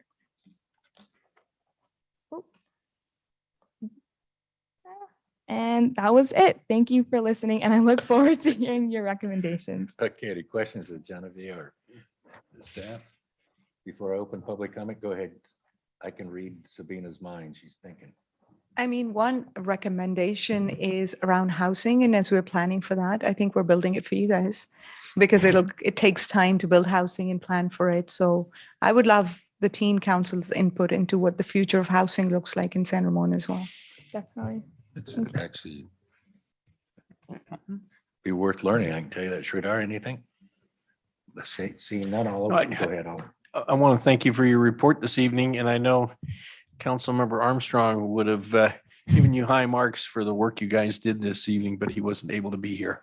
We appreciate his presence at every meeting. We love him. Yeah, we sent him to the teens. We sent him to the seniors. Mm-hmm. Okay, let's open public comment. Do we have any speakers that want to speak to this? I do not have any speaker cards, but we do have one hand raised on Zoom. Okay, let's bring that person in. Call-in user. Okay, go ahead, Genevieve. You can have a seat. We'll call you back up. Can I speak now? Yes. I've been raising my hand for the last item and this item, but nobody called me. So can I speak to everything or only this item? Only this item is all we're looking at right now. Okay, well, for this item, I just want to say that I feel the Teen Council sometimes are being manipulated by the adults who are actually telling them what to think, what to say, what to do, what are on the priority of their agenda. I've been to a couple of the meetings remotely, and as a parent, I really don't appreciate, some of the political activist groups come to manipulate our Teen Council, and then from them, what they want to achieve politically then are disseminated through our teens via social media. If we want to teach these young people what democracy is, really this has to stop. Everything should come from what they think is right and not what the staff put on the agenda for them. Let me ask you this, who puts on the agenda items for teen council meetings? Definitely not the councils themselves, and definitely not the teens in our city. It's always by the staff. So please, let's not be condescending and let's not be deceiving. Although I do appreciate our teen councils are great people. They are, I can tell they're like A+ students because they definitely comply very well to our staff. But as an adult who has lived, honestly, you don't want affordable housing, especially the one that just got passed. It's for seniors, not for teens. You'll have to live another 60 years before you can qualify. So please, really, I mean, like, this is just really, I mean, this is really not San Ramon quality of counseling. Thank you. Thank you. Any other speakers? Any written comments? Seeing none, we close the public comment. Any last comments or accept the action? So Just to go ahead. go ahead. I made a comment. We'll start from the left this time. Sridhar. Teen Council Chair Janvi, you did fantastic job leading Teen Council. Congratulations on all your Teen Council accomplishments. I know as my son also part of that, I get to hear all the great work you do as part of your Teen Council, being with all that academic work that you already overloaded. On top of it, then you are taking these community services. That shows your commitment and dedication for our community. Thank you very much. I appreciate it. And Jennifer, thank you very much for guiding them. You've been always there as a pillar for them, supporting them and guiding them. I really appreciate that. Thank you. And I simply would say ditto to that too. I want to thank you for bringing up 1994, since I remember Matt Kummel back then. Now, I don't want to feel too old, or oh, these people are in their 40s now. Anything more? Seeing none? Nope. Okay, thank you very much. We'll take it. No Mayor, action. Go I ahead. was going to say thank you. Oh. Nope. Just, yeah, Genevieve, thank you so much. I know we kind of started it off with Zoom, and you guys, I don't know if it was just Zoom or you've just grown taller over the year. I think you've grown It's taller. the too. taller. These little ones go. But really appreciate your leadership and everything you guys have done. I'm impressed with the Instagram account because the teen council before you was not successful in getting their own Instagram. So kudos to that and all the great work all of you've done. And Jennifer, thank you so much for leading this. And I know you do such an amazing job of leading the teen council, and appreciate everybody's hard work on that. So thank you and best of luck to all of you. Take all the lessons learned back with you, especially with April taught. That's an important one. Have a good one. Okay, thank you. Okay, no further action is taken. Let's move on to 10.2 Wildfire Preparedness Presentation. This will be a presentation by Police Captain Denton Carlson, Fire Chief Paige Meyer, Deputy Fire Chief Frank Drayton, and Director of Emergency Communications, Denise. Are you going to show them how it's done? What? The good thing is you don't have to listen to me for very long. Oh. So as you all know, I just wanted to say thank you for the opportunity to be here this evening to talk about what the city, what the San Ramon Valley Fire Protection District is doing, and what PG&E is also doing to ensure the city is prepared as possible for wildfire season. We all know that it's here early. We all know that it has the potential to be a horrific wildfire season. We're hoping to avoid that. But we've even seen in the last week what can be happening in our area with what took place yesterday afternoon off of Highland Road, and the fantastic response by San Ramon Valley Fire to that incident. A week before, an incident off of Longleaf Circle in San Ramon that, again, San Ramon Valley Fire's response truly helped us out with containing that to just an acre. But we wanted to give you an overview, again, from PG&E, from San Ramon Valley Fire. And then at the end, I'll come back and touch on one of the things that we've seen in emergency preparedness as one of the most important aspects in combating wildfire when it comes to the public safety in general, and that's emergency communications. So right now, I'm going to turn it over to Sarah Yole from PG&E, who we're so pleased to have join us this evening to talk about what PG&E is doing on their end. Thank you, Dan. Sarah?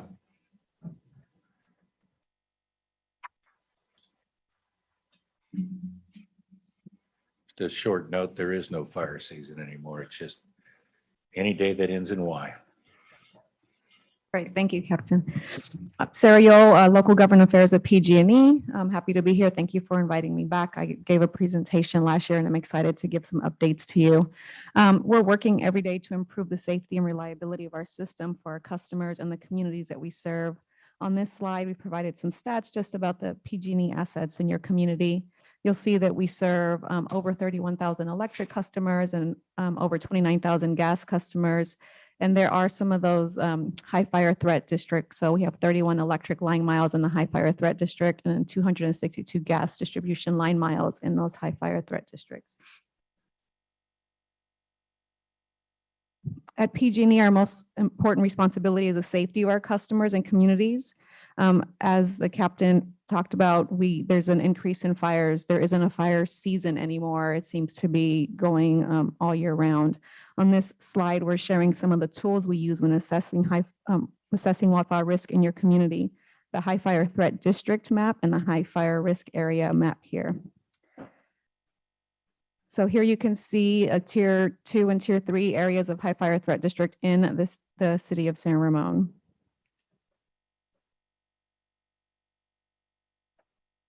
So in 2022, we're building on the improvements made in 2021 and before in categorizing our wildfire risk reduction method in 3 ways. We're reducing wildfire risk, reducing customer impacts, and improving situational awareness. These objectives are achieved through enhanced power line safety settings, which is a new program that I'll tell you about, our public safety power shutoff program, which people are very familiar with, our undergrounding and overhead system hardening, vegetation management, and enhanced inspections, repairs, and replacements. On this slide, you can see where we have completed and planned enhanced vegetation management work in the city of San Ramon. Through this enhanced vegetation management work, we are addressing vegetation that poses a higher potential for wildfire risk in high fire threat areas. Our enhanced vegetation management work exceeds state standards for minimum clearances around power lines, including trimming, overhanging limbs, and branches above power lines, conducts additional inspections beyond routine patrols to remove dead, diseased, dying, or defective trees that could harm power lines or equipment, evaluates the conditions of trees that may need to be addressed if they are tall enough to strike the lines or equipment. Since this program began in 2019, PG&E has completed more than 6,300 miles of work, and we plan to continue these efforts this year by performing an additional 1,800 miles of work. To limit the number of customers impacted during a PSPS, we're continuing to install sectionalizing devices throughout the territory and automating some of these existing devices. These devices separate the electric grid into smaller parts, allowing us to de-energize targeted areas during severe weather and fire condition. The automation of existing devices allow us to, in some cases, improve efficiency and reduce the amount of time customers are impacted by an outage. There have been 2 sectionalizing devices installed in the city of San Ramon through 2021. And you can see them here on the map. You can also see, which is really important, around, like in the Danville area, additional sectionalizing devices that affect San Ramon as well. To further improve weather forecasting capabilities, we've built our own network of weather stations to better predict and respond to severe weather threats. We added 300 new weather stations in 2021 to complete our long-term goal of 1,300 total, or 1 station every 20 line miles in the high fire threat areas. On this slide, you can see weather stations that are adjacent to the city of San Ramon and can support weather forecasting capabilities. Additional planning is currently underway and new locations will be identified on a rolling basis. You can actually see the outputs of the weather stations at mesowest.utah.edu or pge.com/weather. In addition to better monitor and respond to wildfires, we continue to install new high definition cameras. There was actually a story on the news last night and this morning about our cameras across the region. In 2021, we installed 153 high definition cameras in high fire threat areas to build toward our goal of 600 total by 2022. When we reach our 2022 goal, we will have the ability to see more than 90% of the high fire risk areas we serve.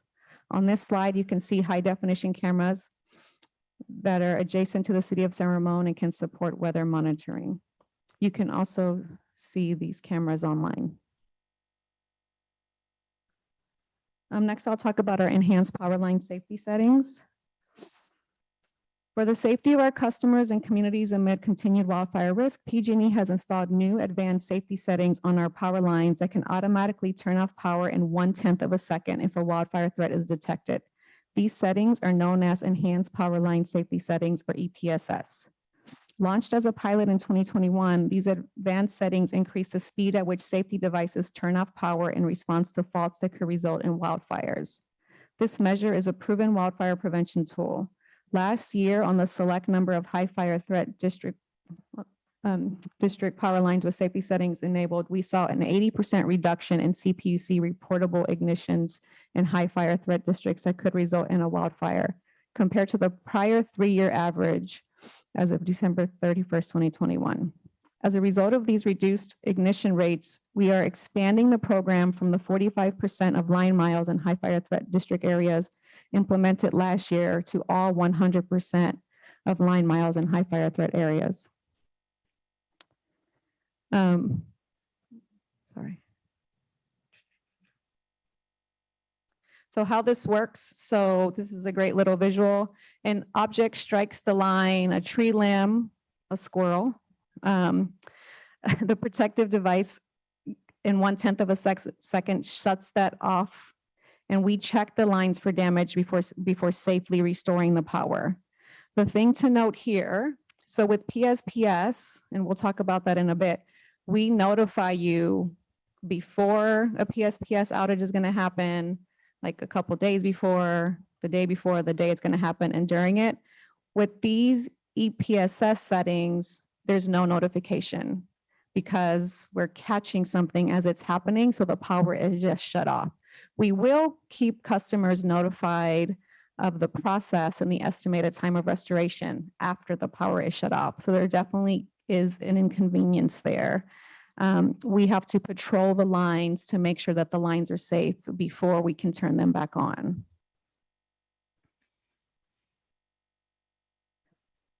So EPSS outages are most likely to occur during elevated wildfire risk, generally from May to November, but as we talked about before, fire season seems to be year-round now. Because these outages are automatic, we're not able to provide advance notice. However, customers can expect automated calls, texts, and emails about when their power will be back. It's important that you update your contact information with us so that we can notify you. So we understand the impact that losing power has on our communities, on our customers' lives, and we are working hard to reduce the impact of outages communities are experiencing. We're fine-tuning the sensitivity of these safety settings so the outages only occur when there is a potential wildfire threat. We're expanding the eligibility for customer resources, which we'll provide links for towards the end of this presentation, and adding partnerships with community-based organizations to share resources and information. On this slide, you can see the high fire risk areas that have EPSS capable power lines. You can also see that circuit miles that are affected by the EPSS lines, which is almost 11, and the customers that are protected by that, over 19,000 customers in the town of Danville. Public safety power shut off. So when I did this presentation last year, we did this, so I'll just go through it quickly. High winds and dangerous conditions can cause branches to contact our power lines, and this could damage our equipment and cause a wildfire. So to prevent this, we may need to turn off power as a last resort. The conditions that lead to PSPS are low humidity levels, generally 30% and below, high winds with gusts of above 30 to 40 miles, a red flag warning that's issued by the National Weather Service, dry material, we're in a drought. There's more dry material now than there has been previously, so that also contributes. And then we talked about those weather stations, and then we also have on the ground real-time observations that are really important in this. So just some history for the city of San Ramon, and you can see that based on the improvements we've made, there's definitely less impact. So in 2019, I think we all remember sort of how awful the PSPSs were back then. There were 2 PSPS outages in the city of San Ramon, over 7,600 customers affected in one and almost 3,000 in the next one. And then in 2020, we were able to get that reduced to 1 PSP outage and 520 customers impact. And then last year, there were actually no PSPS impacts in the city of San Ramon. So how do we prepare for a PSPS? So we do everything we can to make sure that our customers have the information they need before, during, and after a PSPS. We have more resources this year to support customers than ever before, including generator rebates, portable batteries for medical devices, community resource centers, meal replacement programs, transportation resources, and hotel accommodations, improved updates via phone, email, and text, specialized assistance for medical or independent living needs. And you can find all information on all of these resources at pge.com/PSPS support. Community Resource Center. So if there's going to be a PSPS outage and it's going to be long, like over 24 hours, we will set up a community resource center. The closest resource center to you is at the Costco in Danville. And then there's resource centers throughout the county. We're always setting up additional resource centers. Cities can request them and suggest locations, and then we will work with you if you would like additional ones. But as there were no PSPS effects last year in San Ramon. Community-based organizations, really important, our partnerships with our community-based organizations throughout the county. We partner with the food bank, with Meals on Wheels, the California Council for the Blind, and 211 to provide resources for folks to call in 24 hours. Resources are available in other languages as well. We're always looking for community organizations to partner with. So if there's organizations you believe we should be partnering with, please let me know and we're happy to reach out. And customer resources.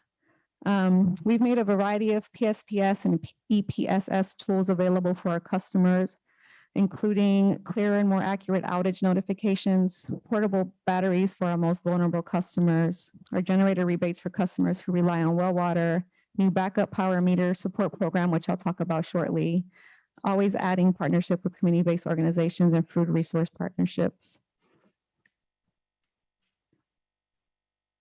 Additional places to find resources. I think this is in the agenda, and if not, we will provide it to you all to have for the public.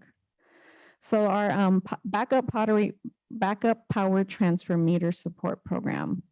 This is new for this year. We've developed and patented a new meter design specifically to help our customers leverage backup power during emergency outages. These meters provide a safe and convenient way to connect portable generator power to homes in just a few minutes. It allows customers to connect portable generator power directly to their circuit breaker box, eliminating the hassle of running cords through the home. Customers will also be able to run things that are hardwired to their circuit panel. We're rolling these out as part of a pilot for this year and will cover costs for up to 1,500 customers. There are eligibility requirements that can be found at pge.com/transfer meter. And then personalized information for our customers. We have a new online safety maps that are available to everyone, including customers and the general public. Using this map, you can learn where PSPS may be more likely to happen based on past PSPSs.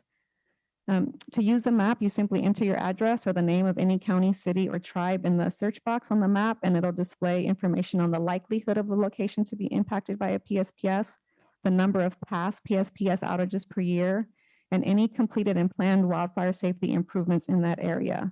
The PSPS information is updated annually and currently reflects PSPS outages occurring in 2019 and 2020.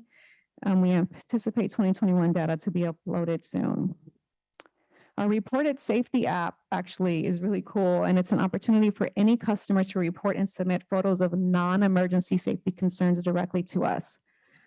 You basically download the app, you take a photo, and the photo comes to us and then gets sent to the appropriate folks internally. Our teams will investigate every safety issue that is provided to us. Once you have the app, reporting an issue is as easy as tapping the report button, snapping a photo, and describing your concern. Customers can submit a photo or a video, and PG&E will respond within 30 days. It's great for us to have extra eyes and ears in the community and the partnership that comes with working with our customers to keep safe. And then additional information and tools for customers to prepare, our Safety Action Center to prepare for wildfire season, and our wildfire prevention efforts. And that's the end of my presentation. Thank you, sir. Chief Meyer, did you have any additional people or should we ask questions one at a time? Okay. Did anyone have questions? of Sarah before? And half is I'm not good. buying any of this. Any questions? I don't see any. Okay. You can have the next hour. Go right ahead. Okay. No. I just wasn't sure how you were going to line them up. Well, I'm gonna line them up and knock them down, Mayor Hudson. So, Mayor Hudson, members of the council. Great amount, Christina. City Manager Joe Gordon, thank you for having us. As always, we're honored to be here. I have Deputy Chief Frank Drayton and the Director of Communications, Denise Pangilinan, who's assigned to San Ramon as your representative. And we actually are lucky to have our Vice President of our board, Jay Kerr, who's in the audience as well. So, Hi, Jay. yeah, he's in the back there. So we have a presentation we'd like to make, and we're excited to do it. But ours is going to be more focused on our preparation. I think it's important for our citizens that we serve to see what we're doing on a daily basis and on a regular basis. And I think Captain Carlson had mentioned we've actually had 3 fires in the past 5 days. 2 smaller fires that we were able to put out very quickly. And then, as obviously, you know, one from the other day that was about just under 100 acres. So the fire season is real and we are feeling it. So we'll start with a quick video.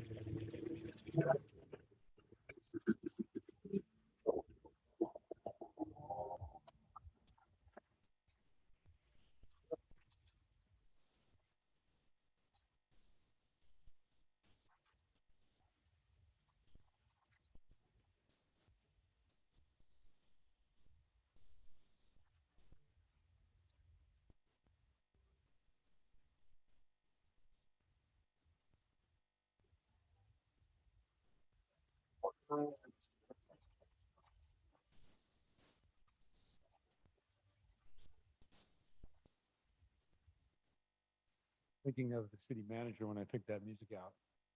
I had a couple of options and I went with that. But we wanted to start off with that because what you just saw there was in the last 5 days. Yeah. So this isn't a full fire season, as we know. In the last 5 days, we've been very busy. Now, I'm going to hit this and this is going to go on again or not? It's not going to, video's not going to go on again, right? A question on that. How do you call up those aviation resources? Because obviously We're you going to don't get to have. that. That's a great question. We're going to get Okay. to all that as we go through. And one of the And things. can you get that big 747 to just do one Oh, yeah, pass? that's a piece of Just cake for one us, yeah. pass and you're done. But in all seriousness, we know that fire season and preparation for fire season is important in our state, and we're no different. We're at risk throughout this district in San Ramon in certain areas, more at risk than others. And we obviously look at the predictions. We talk about the upcoming fire season, and as was said earlier, I don't want to repeat what was already said, but the reality of it is, based on the information we're looking at, you know, low relative humidity, a drought, above temperatures expected all summer long. We're already feeling it if you're outside today. The forecast is a dire fire season. And as you guys may have remembered, some of you that were here 10 years ago when I started, we always say, you know, a lot of rain, a lot of growth, it's going to be a terrible fire season. A drought, man, we don't have any water, no, a terrible fire season. And it was just kind of a flip of the coin, but we're seeing it, and you're seeing it in the past 5 years. It's been devastating. So I'm going to turn it over to Chief Drayton, and we're going to kind of go back and forth in the next couple of slides and just talk about how we're prepared and how we respond so we can educate the public and what we do during the fire season. From a preparation standpoint, obviously we've been in this business for a long time. We generally start our preparation for the upcoming season in January. We work extremely close with our Office of Emergency Services, the state. We attend a lot of state incident management team trainings. We also participate in countywide pre-season wildland meetings to try to get prepared, talk about staffing levels, talk about resources, try to really get ahead of the curve. We also participate in countywide wildland drills, which involve both response and our communications unit. We just started our annual fire trail maintenance program, so we get some heavy equipment up on our trails, we get them smoothed out, we take care of the weeds on both sides of the trails, and we use our trails as our defensible measures, so we want to make sure those are in good shape. And obviously, we get our training in, we practice our wildland drills, we make sure we're good to go. And starting in about February, our mobile communication unit is tested and it's ready for response for the entire season. And also our emergency preparedness coordinator, Ron Marley, he's not able to be present this evening, but he spends countless hours meeting with HOAs and homeowners, because our best defense, which you'll hear a little later, is property owners being prepared for the threat. That really helps us out versus somebody who's not well prepared. Chief, you got anything you want to add? No. Response capabilities. In San Ramon, in our fire district, any call of a grass fire, we automatically send 7 units. Our thought process, we want to hit it hard. We want to hit it fast to try to prevent the fires from getting really large. We have wildland apparatus at all stations available. We also have auto aid and mutual aid, both with Alameda County and Contra Costa County fire departments. And we also respond to all 9 Bay Area counties for their threat, and they're also able to respond to us and our threat. So we can get, and this is no exaggeration, 150 units within 4 or 5 hours. So the mutual aid system, we would talk more, is extremely robust. And it's right there, the state master mutual aid plan, it's the best in the country. California has been exercising that plan since the 70s. It's extremely robust. Hundreds of units can be here in a very short period of time. And then a lot of folks, approximately about 65 folks participate in what's called the East Bay Incident Management Team. So we have resources throughout the county to help us manage the incident if they start to get really large. The only thing I'd add on that, you can see sometimes people, they wonder what responds, to emergencies. And you can see we have what we call a type 6 engine, which is a mobile attack unit. When I first got here, all we had were type 3s, which were the bigger engines, and we would try to beat the fire. That's a tough way to do business, especially with these rolling hills. So what we started to do, and we have at every station, we have a type 3 or a type 6. So we're able to respond with a very mobile, aggressive attack right off the bat, which typically does the job right away. And that's what you see there at the bottom. A type 3 would be in the front, and then the middle one would be a type 6. That's a mobile attack where we would actually be on these hills and attacking the fire aggressively. And that's kind of our stance. If we can get to it quickly, the way that things are here, we can be very successful. And then the last one's a water tender, and that's just providing us the water we need to fight the fire. Red flag days. Obviously, based on the weather forecast from the National Weather Service, we have to deal with several red flag days throughout the summer. And based on the intel that we receive, we'll determine what level of staffing we're going to increase and what kind of resources we're going to plan. So at the minimum, when we get a red flag day, we always upstaff 2 additional engine companies, and we also upstaff 1 chief officer. And based on the threat and the humidity and the wind and all that stuff, the county will pre-position strike teams. A strike teams is 5 engine companies with a minimum of 3 or 4 people on each, plus 2 chief officers to help manage. So based on the intel, we could have 1 of those. We could have 2, 1 placed on each end of the county, just to help with that quick response and that ability to hit it hard.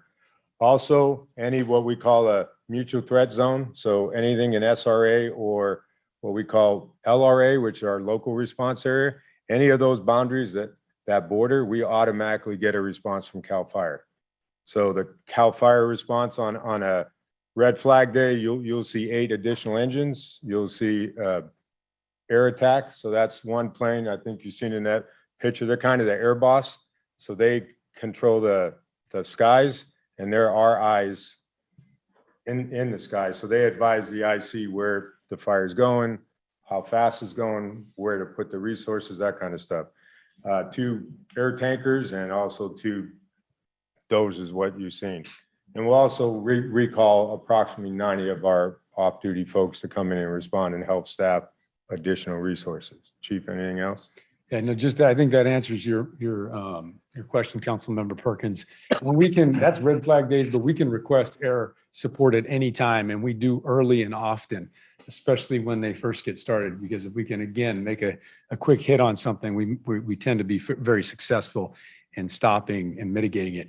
That being said, as we know in the state, when you have fires burning everywhere, sometimes they let us know tanker's not available. Or if the winds are such that we can't put something in the air, it can, we're in the same position everybody else is. We just have to deal with it and hope that, the weather subsides and we can then attack the fire with those eventually. But I think it's important to note, this is a standard red flag day for us, but the way that we work, and especially with PG&E's PSPSs, sometimes we'll upstaff an ambulance if necessary, because I think PG&E's done a much better job. I don't usually compliment you, but they've done a much better job on their PSPSs as from the first year to today. So we haven't had those issues as much, but we're going to err on the side of our citizens. So if we have to upstaff, we're going to upstaff, and we kind of know in our business that, I know wildfire season's all year round, but we know when it heats up, we end up keeping people, and they know that's part of the job. So if we got to keep people for several days at a time, we do. Exterior hazard abatement. This is probably our number one and most important defense against any wildfire incident. It's the best response to a wildland fire incident is to be prepared yourself. Homeowners, property owners have to be prepared to help us be able to have a defensible ability to save their homes. We inspect approximately 26,000 pieces of property in our district a year in the high fire risk areas. And we work with those property owners to get the vegetation managed, to get their homes as safe as they can get it. So when we arrive on scene, we actually have the ability to try to save that home. Home defense, obviously, I'll just hit a few of these. 100-foot clearance around the homes. Any trees within 100 feet of your house, we want those trees limbed up at least 6 feet off the ground, because if they're not, and you have a limb hitting the ground, they become ladder fuels.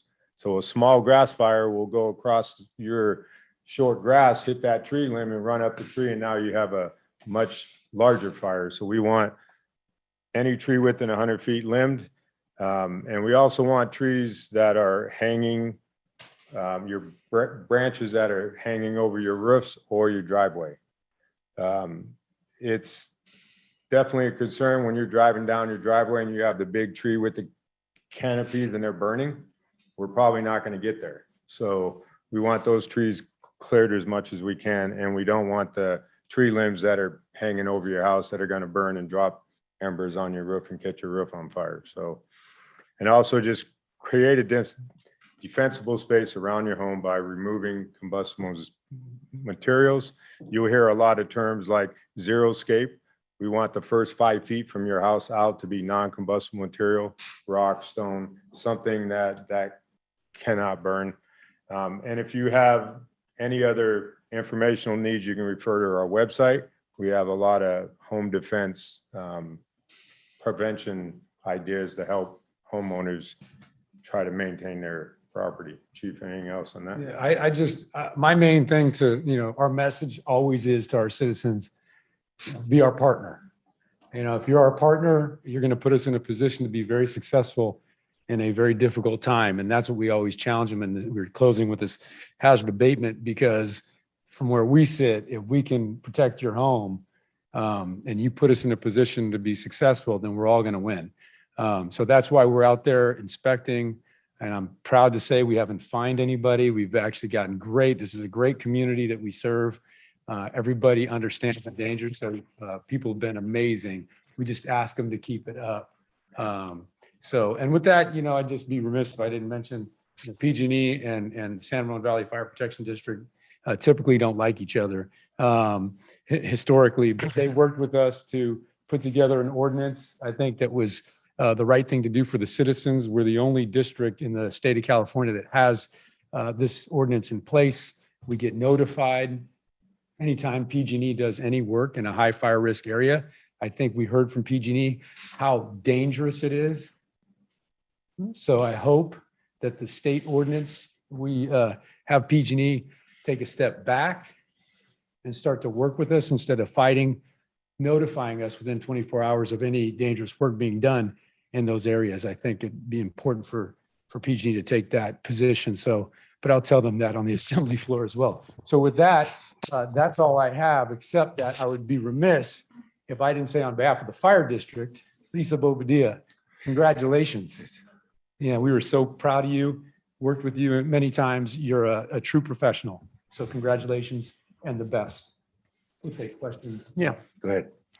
these last couple of fires, we didn't have any, dry lightning to start them. So do we have a sense of what has started these fires? PG&E. No, I'm True story. I'm tired of it. No, You I'm can't not- I'm blame not- them and for you can't make everything. it up, but it wasn't their fault. They weren't, it wasn't their fault. For some reason, they were all tramping around the origin, but we'll get into that. That's another conversation for another day. The reality of it is PG&E responded with their fire department or SIP team or whatever you guys are calling them. And what happened was, to the best of our ability, a truck came by, hit a communications line, which then snapped back and hit PG&E lines. And it's under investigation, but we feel like that caused the arc. So not really PG&E, but it was a PG&E line that started it. So you can't make that up, these days. But they showed up and they stood by when we told them to, and then they took a look themselves. So we'll leave it at that. Yeah. Okay. Sabina. Oh, and then real quick, the other one was somebody actually doing preventative maintenance. Oh, yeah. So it started it up. from So I just mentioned those two. So you guys have a program where you will send somebody at the HOA to have that. Can you talk about that? Yeah, absolutely. We have, and we're hoping that the city partners with us. We have an emergency preparedness coordinator that is now Ron Marley, who we mentioned. He has been on staff with us. He's going to be going full-time coming up. He is available to HOAs, to homeowners. I think I had a homeowner in here that spoke to me about an interaction. He's there to help educate. We understand that when you see 100-foot clearance, people think, I got to clear cut 100 feet. Just simple things where you have somebody take the time to go talk to them about safety and the things that help them is a big deal. So we have somebody available. We have a whole community risk reduction staff. So if anybody contacts us, we're happy to go and look at their problem, look at their issue. And if they have a hazard they're concerned about, we're also happy to go, assess it. And if we have to move forward. It should be noted, Measure X funds from the county staff a maintenance crew through Contra Costa Fire year round. So we're also able to tap into that and have them come out and do some much needed fuel mitigation, removal. So we have a lot of options at the table, so don't hesitate to reach out. Second question, do you ever talk to the water board, water district, and what is the right amount of watering that needs to be done to balance? Fake grass would be great. I'm kidding. No, we don't Great, really burn the plastic. We don't really talk about it. Dry scaping is obviously, from the fire district's perspective, is the right thing to do. So we don't get into that with the water district or East Bay Mud, but they're good partners with the hydrants, and so that's the level of our interaction. So. Thanks for all your efforts. And I see that all proactive work that you're doing, fantastic. But the reality, at least what I see, experience is, whenever there is a fire or something happens, immediately there will be a Telegram chat I'll be pulled in by the community members and start asking questions. Hey, whom we need to reach out, where we need to reach out, and all those questions. So I know you are already trying your best to share all this information. This is great info. But the reality is, unfortunately, our community residents, they're busy working, both parents, most of them in Dottie Valley especially. So they tend to don't pay that much attention until something starts, right? So one thing I was thinking is it possible for having some community outreach sessions within your fire stations where the community, we can share this is a date and time where you can go to fire station and learn more about this emergency preparedness, that kind of sessions? Is it, I hope it Yeah. won't be overburden for you guys. so. Absolutely. I'll let Chief Drayton talk about that CERT and emergency preparedness that we already have coming up. We've got some really exciting things, I think, this weekend, right?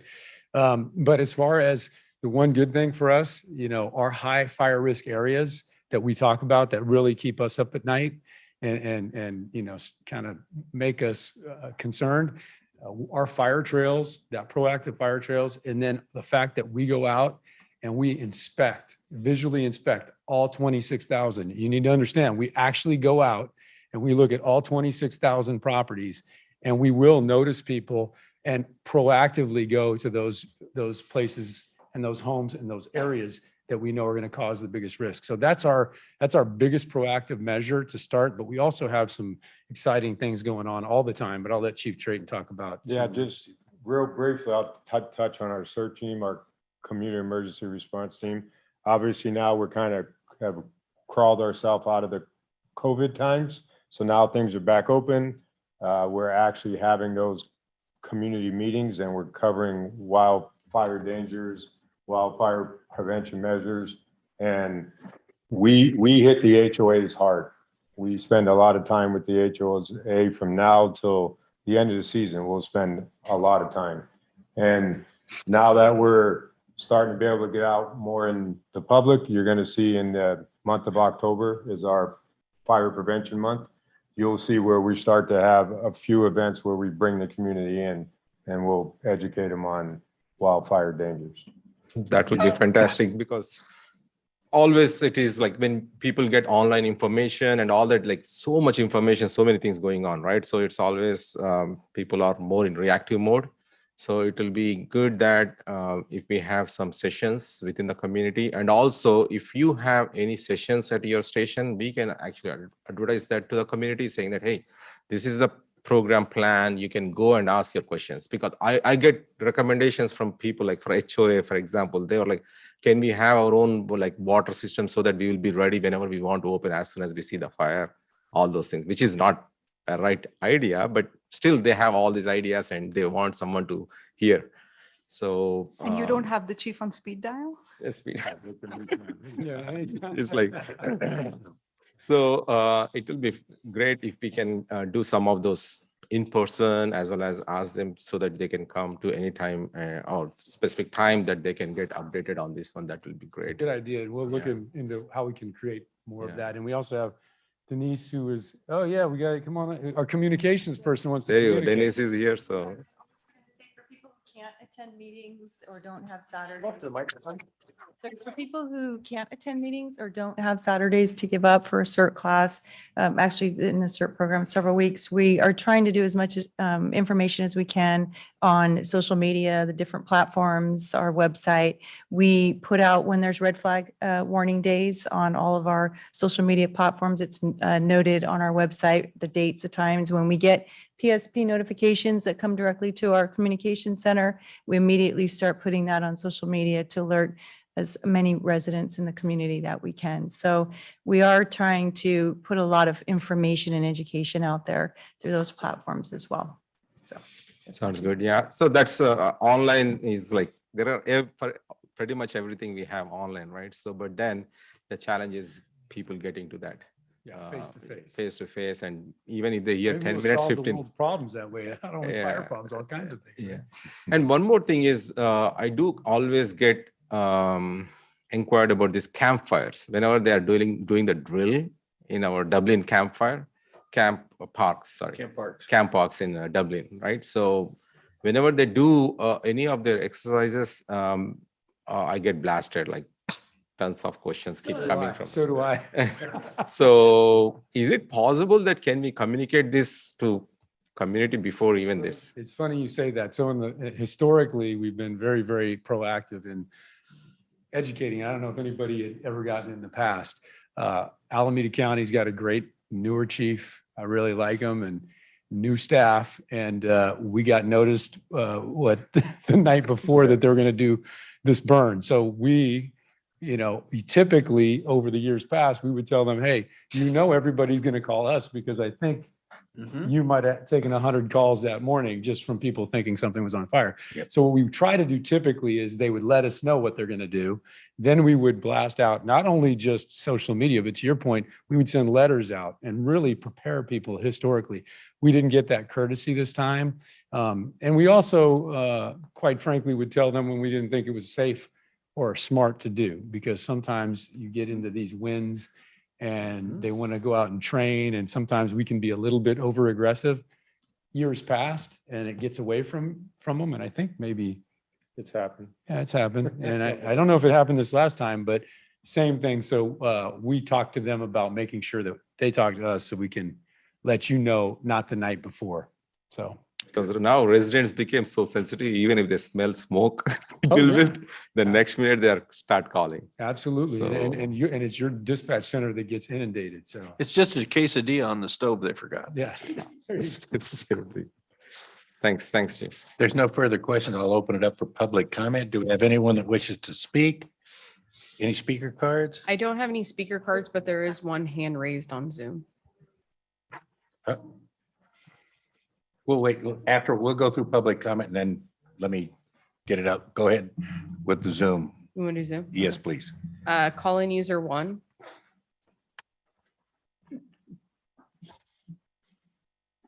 Can you hear me? Oh, thank you for not calling me Helen.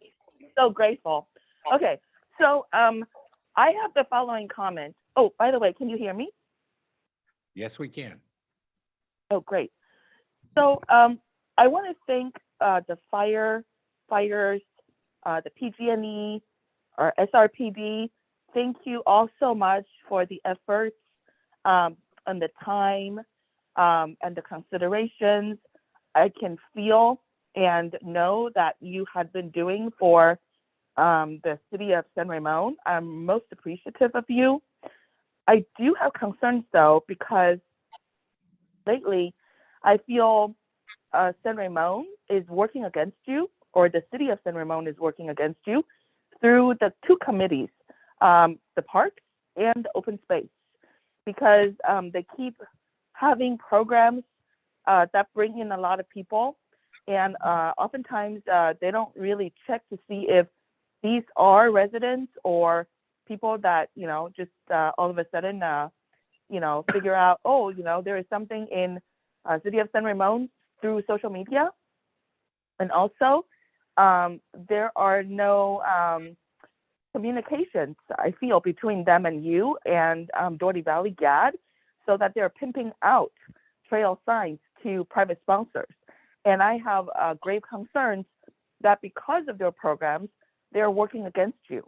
In other words, if you are working in an area and they don't know you're working in that area, and then they have set aside a weekend that is going to bring in a ton of people that might, interfere or inadvertently aggravate or destroy something you have started. As the public, I would like to see more interdepartmental communications. Before Mr. Haas, go out there and put in like some sort of a program. As the public, I would question them. Did you check with the fire? Did you check with the police? Did you check with PG&E? Especially PG&E. You are a scapegoat for everything that goes wrong. I feel for you. I really, really do. So as a public, I'm going to help you by making sure, our city and our public do not deliberately destroy what you have in place and make you the scapegoat, despite that you have insurance. That's not the way to live as Americans. There are just bad people out there. And I really, really hope that everyone will do our part, in order to have a great community with, world-class quality of life. It really takes all the people to be, world-class citizens. Just one route. Okay, thank destroy. you. Is there any other speakers? Seeing was the only any written request. comments? We'll Not on close the the public comment. Okay, the matters before the council. Any comments? Denton? I wanted to touch base really quickly, if you have a moment, on where we're at on the communication aspect of it from the emergency side. What we've seen in these past incidents, especially when it comes to wildfires, one of the most important parts is emergency communication when it's needed the most. As you all know, from the police department side, we really jumped into the communication aspect 6 or 7 years ago, jumping into social media, jumping onto Nextdoor, doing emergency alerts and doing those things. And one of the primary reasons behind that was we wanted to build a strong foundation so that when we really needed to reach everyone, we had as big of a reach as possible. And so as we're moving forward on this, our emergency alerts and the text notification system that we've created here through Nixle and Everbridge, we're up to 27,000 people that have registered specifically for San Ramon PD alerts, which is a great reach that we have. We also have our social media platforms. And when we have emergency situations that are going on, our reach is pretty tremendous. And it really gets up into the numbers of 100,000, 150,000 people that we've reached. But it's an evolving process when it comes to emergency communication. So I wanted to give you a quick overview of kind of the next step that we're going into that is a countywide program. And thanks to the fire services in Contra Costa County through a grant that they obtained, this is being pushed out countywide in Contra Costa. And the program is called Zone Haven. And I'm going to show you, if you could put the screen up on here, the web-based application of Zone Haven. And this has been used for several years across Northern California to great success by areas that are experiencing wildfires. So this is the public-facing Zone Haven Aware site. And if you go to Zone Haven Aware, what you're going to see when it comes in, and we see the San Francisco Bay Area, as we scroll up, excuse me while I go through the skip of the introduction, up to Contra Costa County, you can see the grid work that's in place for Contra Costa County. Every single area in the county has been separated into manageable grids for evacuation purposes. And I will tell you from the emergency management perspective, probably the most common question that I receive is how are we going to get people out? So as we zoom into San Ramon, I want to show you what we've done. We have broken San Ramon down into 34 grids. And as we zoom in, you can see it and how we've broken down San Ramon based on the major arterial roadways, based on the areas that have the greatest threat for a wildfire or a mass evacuation that needs to be done by population, and really tried to condense San Ramon down into these 34 grids. You'll see 35 down here, but we actually have 34 because one was mislabeled as Danville. Danville had an area labeled as San Ramon. So for ease of purposes, we just switched it to Danville, and we have 34, but we're labeled up to 35. So you'll notice, I believe it's E15 is missing because we decided we'll let Danville PD handle the areas that are actually in their city. So what we did, again, is we created this, and as we changed the areas around really to try to get the best platform that we could when we need to conduct evacuations. Again, this is the outward facing map that the public will see. The design behind it is if we have a wildfire scenario where we need to do evacuations, and let's use the incident that we had last week. If we zoom in on the area where that took place off of Longleaf Circle out in the eastern part of the city, what we can do is the incident commanders that are on scene from the fire experts, they're the ones who will know this is the direction that it's going. These are the areas that are in the most danger. We will be in communication with our incident commander from the police department side. They will tell us we need to evacuate zone 17 and zone 18. These are the zones that when we go over to our side of it, and you'll see up on this tab, I'm going to click on Zone Haven EVAC. This is the agency side of the page. So you'll see the same graphic of the area. And if we scroll down to San Ramon, all we need to do to activate a Contra Costa County emergency alert that is above and beyond what we're doing on our own side is we come to these same zones, 16 and 17 that you see here. We click on this. Come on. Click on 17, click on 18. You'll see the zone 2 selected. I'm not going to do it fully, but you update status, we'll change these status here to the drop down on it.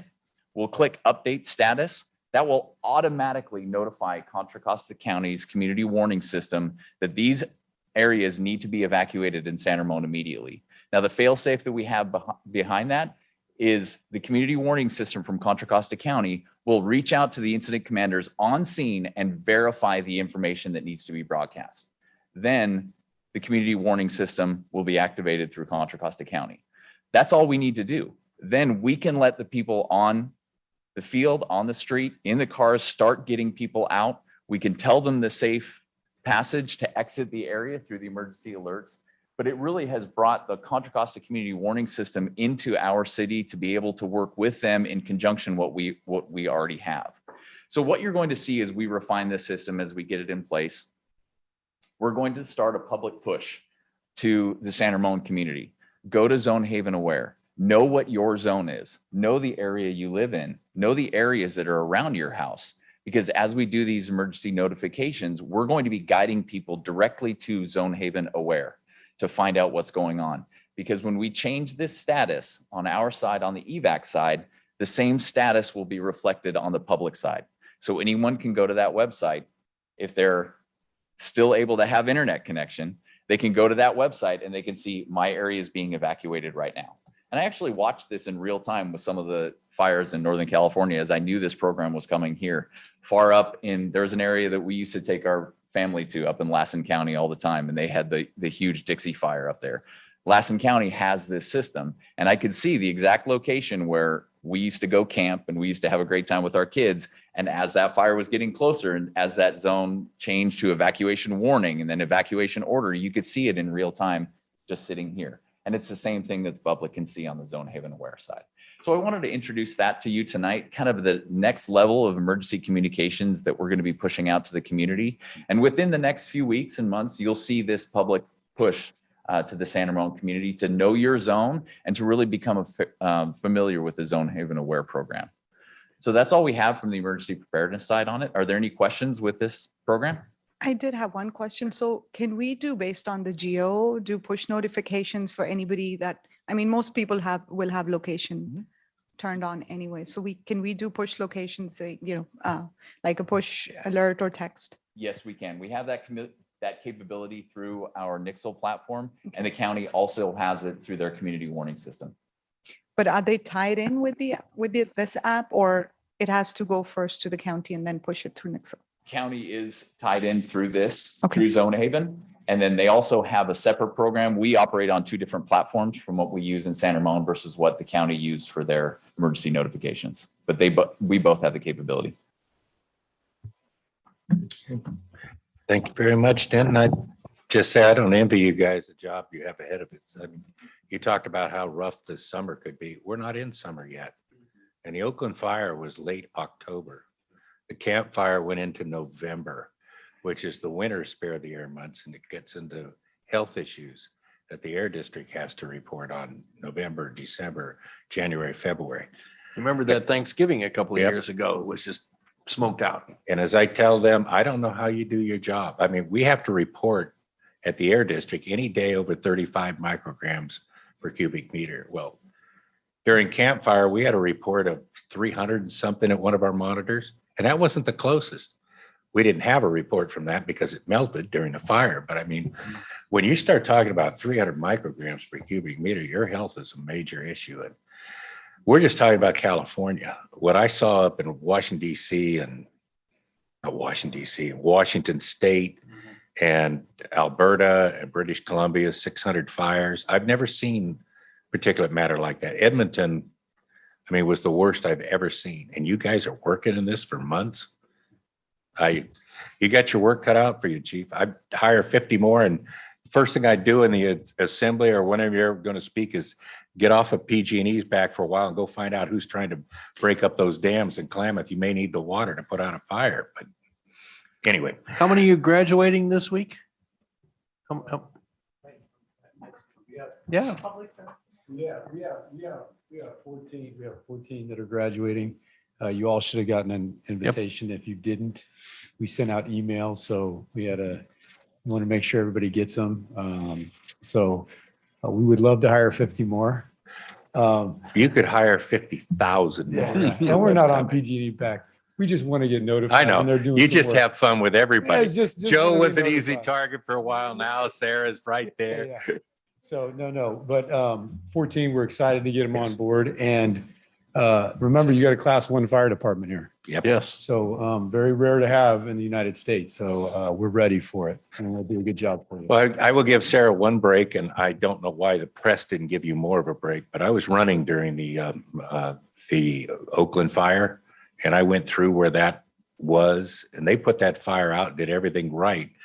But when it's like 110 out and there's no wind and there's no breeze, and then all of a sudden that natural air conditioning starts coming in through the bay, you don't have a chance. You can't put out every ember, and that's all it took. One ember, 3,000 homes later. So I seriously believe it. You got your work cut out for it this year, because the press is going to be all over it like it's every year for you. I don't know where you're going to get the water, but I think your idea of more planes, and I don't know about 47s, but the DC-10 or the 1011 is a very, very impressive. Yeah.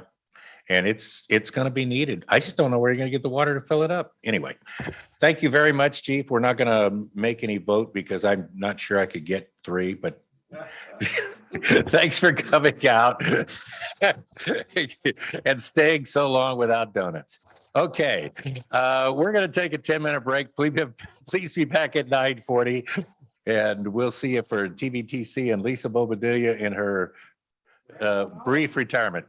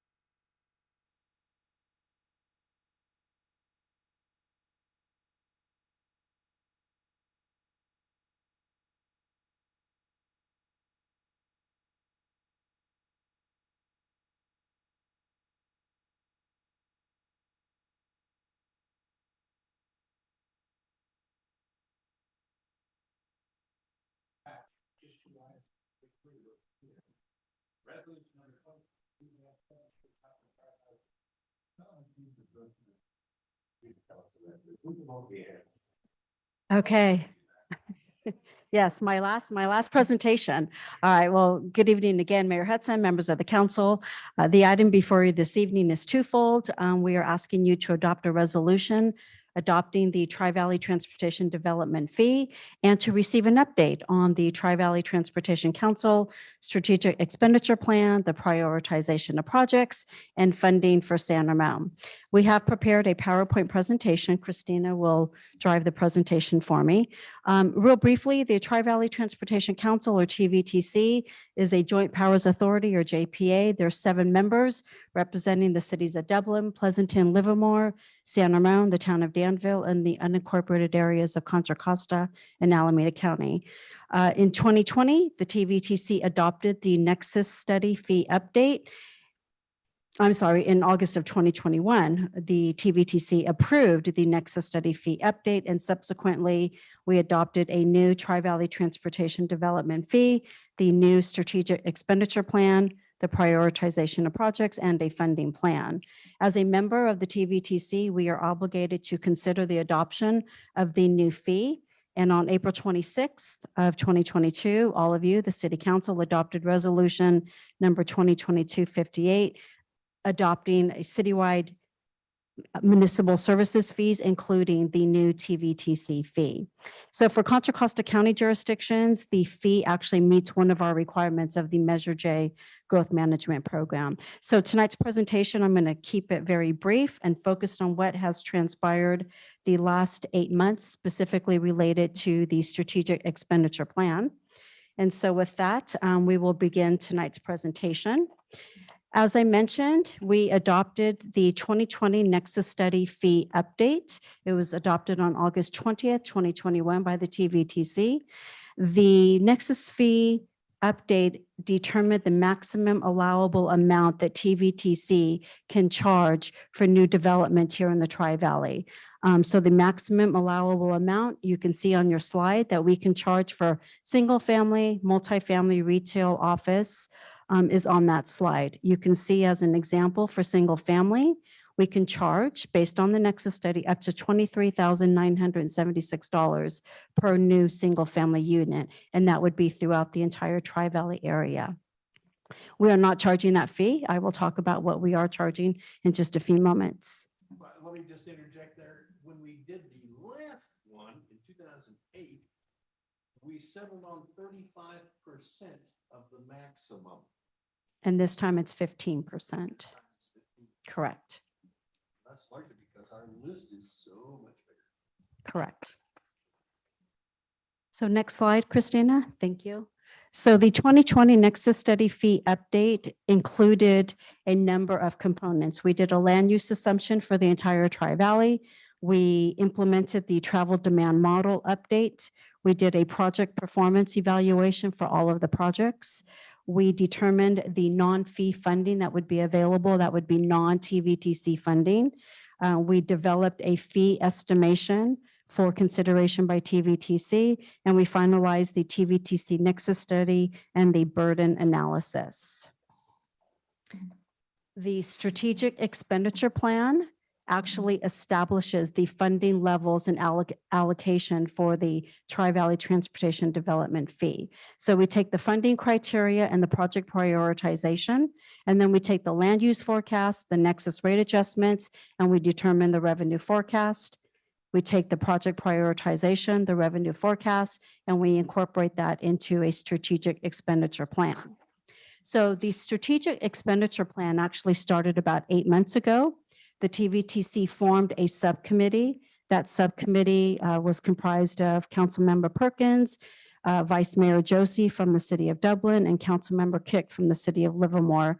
They met over probably 14 times. There were a lot of meetings to come to the final strategic expenditure plan. So we focused on 5 areas. We focused on project urgency, the TVTDF allocation, the project readiness, project funding, and project effectiveness.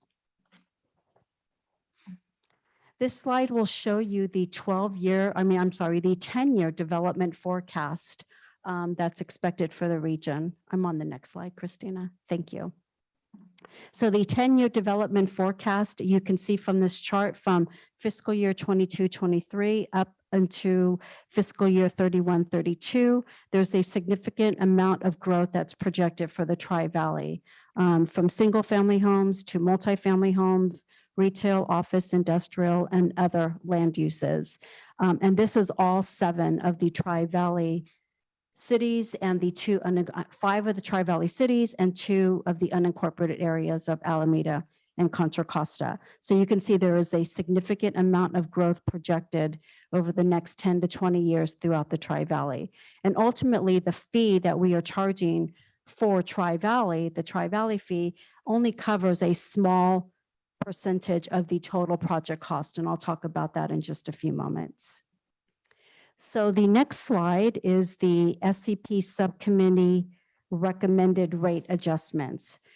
This area is where the TVTC SCP Subcommittee spent a considerable amount of time. They did not come to this final rate within one meeting. There were a number of discussions led by Chair Perkins of the TVTC. So ultimately, what the subcommittee recommended to the entire Tri-Valley Transportation Council was to increase the rates at 15% of the maximum allowable amount for all land uses, single family, multifamily. There is a few changes with retail and office. I'll talk about that briefly, but so the 15% maximum allowable amount for TVTC single family would be $6,596.40 per single family dwelling unit versus the maximum allowable amount that we would be able to charge, which would be $43,976. So it's approximately 15% of the maximum allowable amount.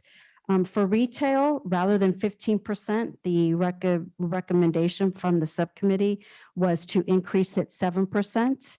We want to make sure we continue with retail development in the Tri-Valley, given that we're just getting out of a 2.5-year COVID. We also kept the maximum amount for other category at 12%. With the on the retail, the other reason is because it generates other funds for the cities, and so we didn't want to necessarily penalize retail because it does generate extra revenue for the city, and we can use that revenue to mitigate some of our traffic problems. Thank you, Councilmember Perkins. So with a new fee implemented July 1st of this year, the annual construction cost index, or the CCI, which would have been increased by 8% this year, that will not go into effect this year. So the recommendation from the subcommittee was to increase the TVTC fee and not implement the CCI for this year. Rather, the CCI will be adjusted for next year, fiscal year 23-24. The next slide is a comparison. It was really important for several members of the TVTC to look at what other parts of the region and other parts of the state are charging for traffic mitigation fees. And you can see on this chart, we have the East Contra Costa County fee, which is very expensive. They are charging today $38,000 for single family dwelling unit. West Contra Costa County is $5,744 for single family dwelling unit. Then we have the La Marinda, which is the Lafayette, Moraga, Orinda area. And then we have the Transportation Advisory Mitigation Committee from Monterey County and then Ventura County. This fee comparison was, as I mentioned earlier, very important for the TVTC to see what other areas are charging in terms of traffic mitigation fee programs. The next slide is where we've ended up in terms of a fee program. So the strategic expenditure plan, if we increase it, which is what TVTC has done, at the end of 12 years, we are expected to receive about $162 million in Tri-Valley Transportation Development fees. 20% of that comes back to the local agencies. So that would be the 7 TVTC member agencies at about $32 million for us to use to apply to projects in the TVTC expenditure plan. There is the local admin fee. For those of you who aren't familiar, TVTC administrative duties rotate from city to city every 2 years, and the cities are reimbursed for our time spent on TVTC admin. Santa Ramon has just completed our 2-year term. We are not expected to provide admin services for TVTC for another 10 years. And so Chris Weeks, our new incoming division manager, has 9 years to get on board before he does the admin for TVTC. So you can see the total project cost for the 15 priority projects in the expenditure plan is over $1 billion. And we are committed, TVTC is committed to funding the remaining projects from the 2017 strategic expenditure plan. That was very important to the elected officials to maintain our prior commitments. The top 15 total project cost of $1 billion. There was actually 38 projects, and the SEP subcommittee collectively decided that in order for TVTC to be considered, a viable organization, we felt we had to be able to fund 10% of the top 15 projects. If we couldn't find money to fund at least 10% of those top 15 projects, then what are we in the business of doing? What can we do to add value to the Tri-Valley?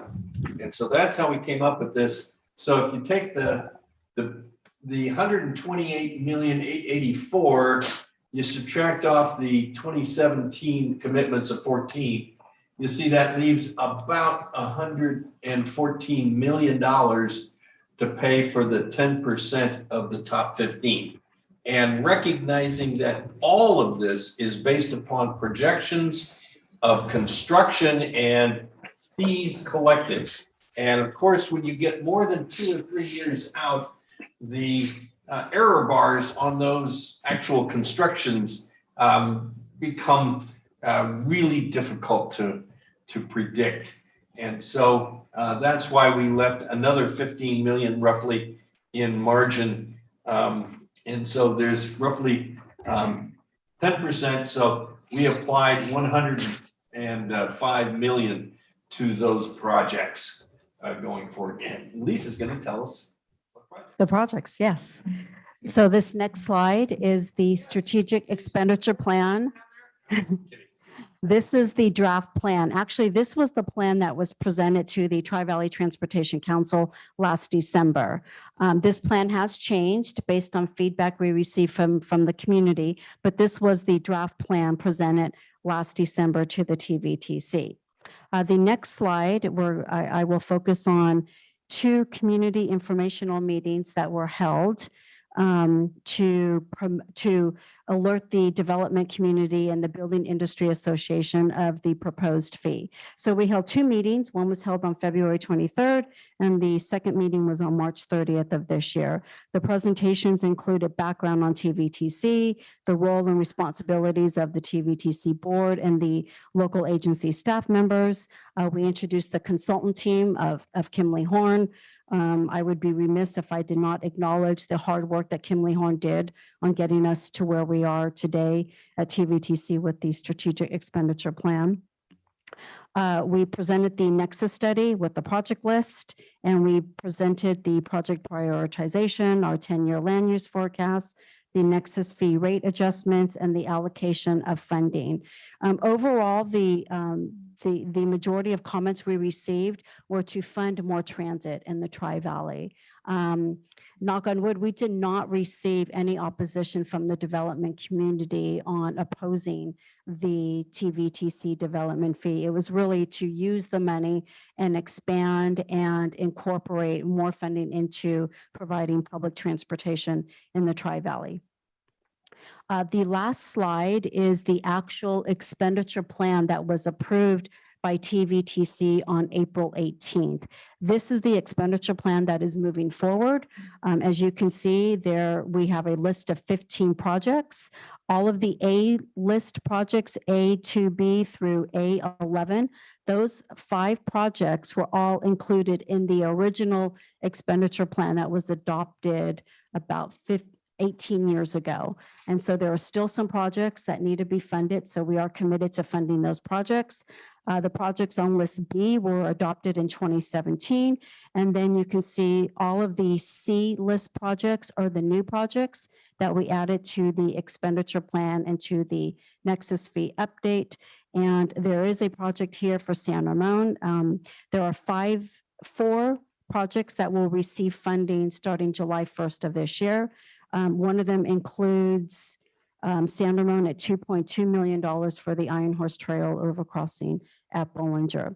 So the items highlighted in red are the changes that were made from the expenditure plan in December of last year. We've added more money for transit. This is for LAFTA to enhance and improve express bus service. We deferred funding for the Valley Link project by 2 years so that we can fund the LAFTA project and some of the Contra Costa and Alameda County projects. So Valley Link is scheduled to receive a bulk of the TVTC funding at about $25 million. And Valley Link has committed to building 3 stations in the Tri-Valley area, and the $25 million will go towards the station construction, 1 station in Livermore, Pleasanton, and in Dublin. So that is the expenditure plan that's been adopted by the TVTC. That is what is moving forward. So when all the cities collect fees, these are the projects that we will be funding over the course of the next 10 years. And so the next steps are pretty simple. The fee goes into place July 1st, and San Ramon will submit our request to the TVTC on July 18th to receive our $2.2 million. So with that, I do want to thank Councilmember Perkins for his leadership on getting the strategic expenditure plan adopted in 8 months. And with that, I can answer any questions or take any comments that you may have. Thank you. You're working with, you will be working with Chris. Yes. And with the staff in Dublin. Yes. The TAC to get the agenda item, so we'll get our I have money. already given Chris, All right. he already knows what he needs to do on July 18th too. And I told him, I said, you can, $2.2 million for San Ramon. And so that will be one of the first action items he takes to TVTC. Yeah, but it's got to get on the agenda. If Yes, it is on the agenda, agenda. We've coordinated that with the City of Dublin staff. Excellent. So guys, get ready to cash that check. Robin, you pay attention? You got that? Okay, 2.2 million. 2.287. Well, let's see if we've got questions first, and then we'll see what the public brings up. Any questions to staff? Seeing none, public comment is open. Do we have any speaker cards? I do not have any speaker cards. Any speakers? It does not appear anyone has their hand Okay. raised. No raising the hand, no *9. Anything in writing? Seeing none, public comment is closed. Okay. Thank you so much, Lisa. You put a lot of hard work in working with Kimberly Horn to make this happen and organizing those dozen SEP subcommittee meetings, plus the whole council meetings. Gosh, there's 40 meetings wrapped up in this whole thing, and it's going to pay off throughout the entire Tri-Valley. You noticed if you could read the fine print on that thing, or if you look in the staff report, you can see some of this stuff. But there's improvements to Vasco Road. There's improvements to Crow Canyon Road. There's improvements to intersections all throughout the valley. There's a lot of money going into the Iron Horse Trail in other communities. Yes, so correct. Every single community throughout the Tri-Valley will benefit. And it's not just, a lot of people say, well, geez, a lot of this money is going to Dublin and Pleasanton, but it's not. And none of us only drives in San Ramon. We all drive 580 and we all drive 680. So it helps all of us. So This has been a great program now for what, 20 something years? And it continues to provide funds. Granted, it's only 10% of some of these really big projects, but the fact of the matter is we are providing that. And the projects at the front of the list are going to benefit from having that 10%. I think your point about the 10%, you're not a player, you're not in it. And yeah, if you think the wars are something for this, go to regional committee meetings. I am tired of these 11th hour plans that all of a sudden forgot. Well, they didn't forget Innovate 680. But anyway, we got a speaker, Sabina. Yeah, I just want to say thank you, Lisa, for a very comprehensive and detailed presentation first. You covered pretty much everything, and thank you, Councilmember, for representing us on the subcommittee.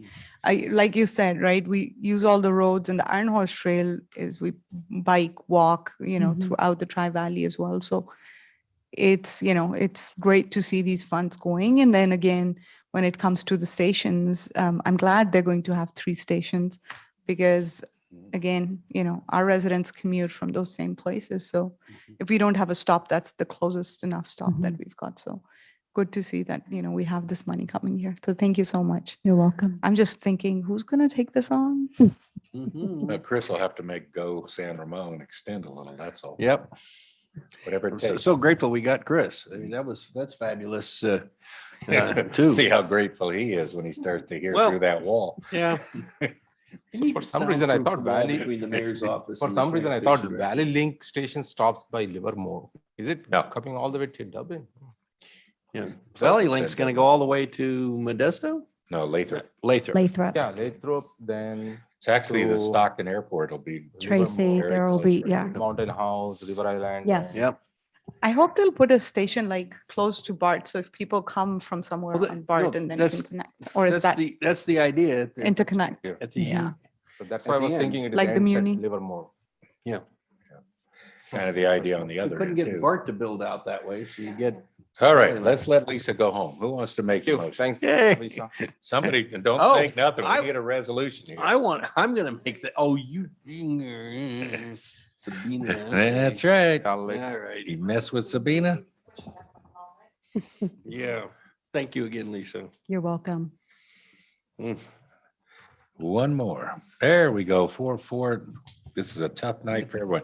Thanks again, Lisa. You're welcome. Let's move Thank on you. to 10.4 because I know he's been waiting all night. That is resolution 2022-79, adopting a fiscal year 2022, 2023 operating and capital budget, establishing an appropriation limit and authorizing carryover projects appropriation. Kelly Sessions, you have the floor. Thank you, Mayor, and good evening, Council. I am back here one more time to review the proposed budget. This presentation is condensed from previous presentations that we've done. There is nothing new here, so hopefully there will be no surprises, and we'll be able to zip through this fairly quickly.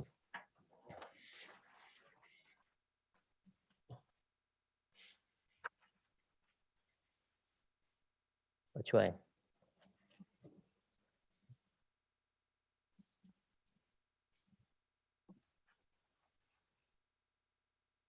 Ah, there we go. Thank you. Okay, the fiscal year 22-23 budget process, we'll just take a minute to review how we got to where we are today. We began the budget process in January. In February, departments formalized their budget requests. We met with the city manager who reviewed those department requests in early March. We had our council retreat and goal setting session and reviewed the 5-year financial forecast on March the 26th. After that, we took input from the council and revised department budget requests and balanced the budget in early April. And then we had our first budget study session on April the 12th. We came back again on May the 10th for a second budget study session. We reviewed the proposed budget and you saw the 5-year capital improvement program at that time. And that brings us to today, May the 24th, where we are looking to formally adopt the budget. So we have $122 million all funds expenditure budget. If you look at those top three bullets, operating budget comprises 83.5 million of that, 122 million. The capital project budget is 17.6 million, and the internal service fund budget is 14.8 million. Those three budgets combined total 95% of the budget. If you throw debt service in there at another 5.7 million, that's really 99% of the all funds budget. And there's a visual representation of that in the pie chart on the left. On the revenue side of the all funds budget, we are planning on $127.3 million of revenue to pay for these services. 61.4% of that revenue is general purpose revenue. That totals 78.2 million. 38.6%, the other remaining 38.6% is special revenue that is for restricted purposes. And again, you can see there on the left is the visual representation of that. For the operating budget, the table on the left, we have an expenditure budget of 83.9 million. No changes, I think, from the last time we presented this to you. You'll notice the largest two departmental budgets there. Public Works comes in at 44% of the budget, and Police Services 28.4%. That totals 73% of the operating budget is for those two departments. The operating budget on the revenue side is 91 million, and that is 86% of that 91 million is general fund and Doherty Valley Fund, so essentially property taxes. Drilling down to the general fund, we have an expenditure budget of 75.2 million. Same thing. Public Works is the largest portion of that at 39.3%, and Police Services at 31.5%. On the revenue side, we are projecting revenues of 78.2 million in the general fund. Property tax and intergovernmental, which is essentially the Doherty Valley CSA, those two combined total about 58%. If you throw the sales tax in there, 11.3 million of sales tax, that's another 14.5%. So those top, basically sales tax, and then the property tax, general fund property tax, and the CSA, all those total about 72%. So just kind of a interesting way to look at it is property tax and sales tax pays for Police Services and Public Works. Let's take a look at the major funds that we include in the budget. The Equipment and IT Replacement Fund has a beginning fund balance of 5.9 million. We have 0.2 million coming into that fund from other funds. The budget will plan on spending 1.3 million for vehicles and equipment during the fiscal year, 0.4 million of computer equipment, and 0.09 million transferred to the CIP for a total spend of 1.8 million, and that will leave us with an ending fund balance of 4.3 million. For infrastructure maintenance, we have a beginning fund balance of 0.2 million, transfer in from the general fund of 1 million. That 1 million goes back out to fund capital projects, and we are back at the ending fund balance of 0.2 million. For our healthcare fund, we have a beginning fund balance of 5.3 million. Charges to departmental budgets total 6.3 million. And we are planning to spend 8.5 million out of this fund. That includes active and retiree healthcare expenses And that will leave us with an ending fund balance of 3.1 million. Our retiree healthcare is 100% funded per the September 2021 actuarial report. And just a reminder clarification that there will be no deposit to the healthcare trust fund this year. And the net decrease to the fund balance of 2.2 million.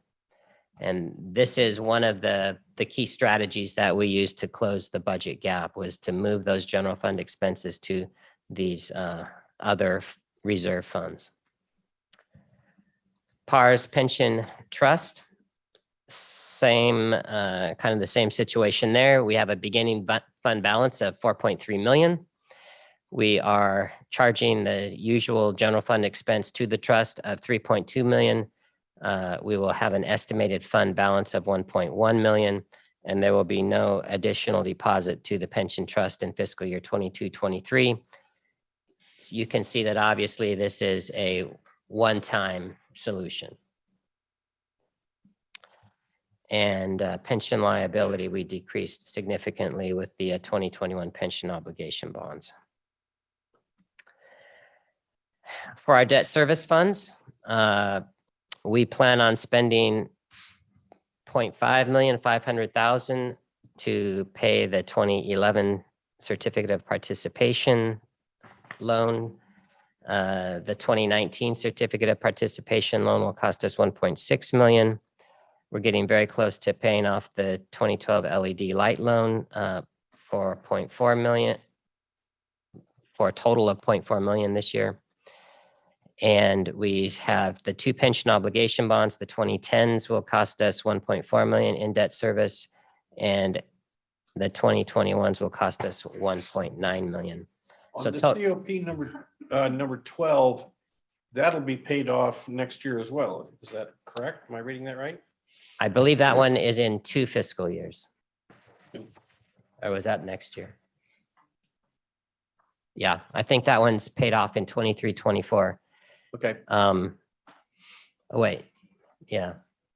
One of those two. One of those, the COP 12 is either paid off next year, and the LED lights, I think, is the following year. I think that's how it works. Okay. But I could be wrong. So total debt service payments of 5.8 million. This budget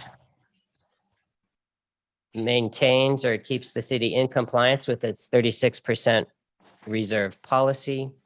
The 36% policy level is at 20.2 million.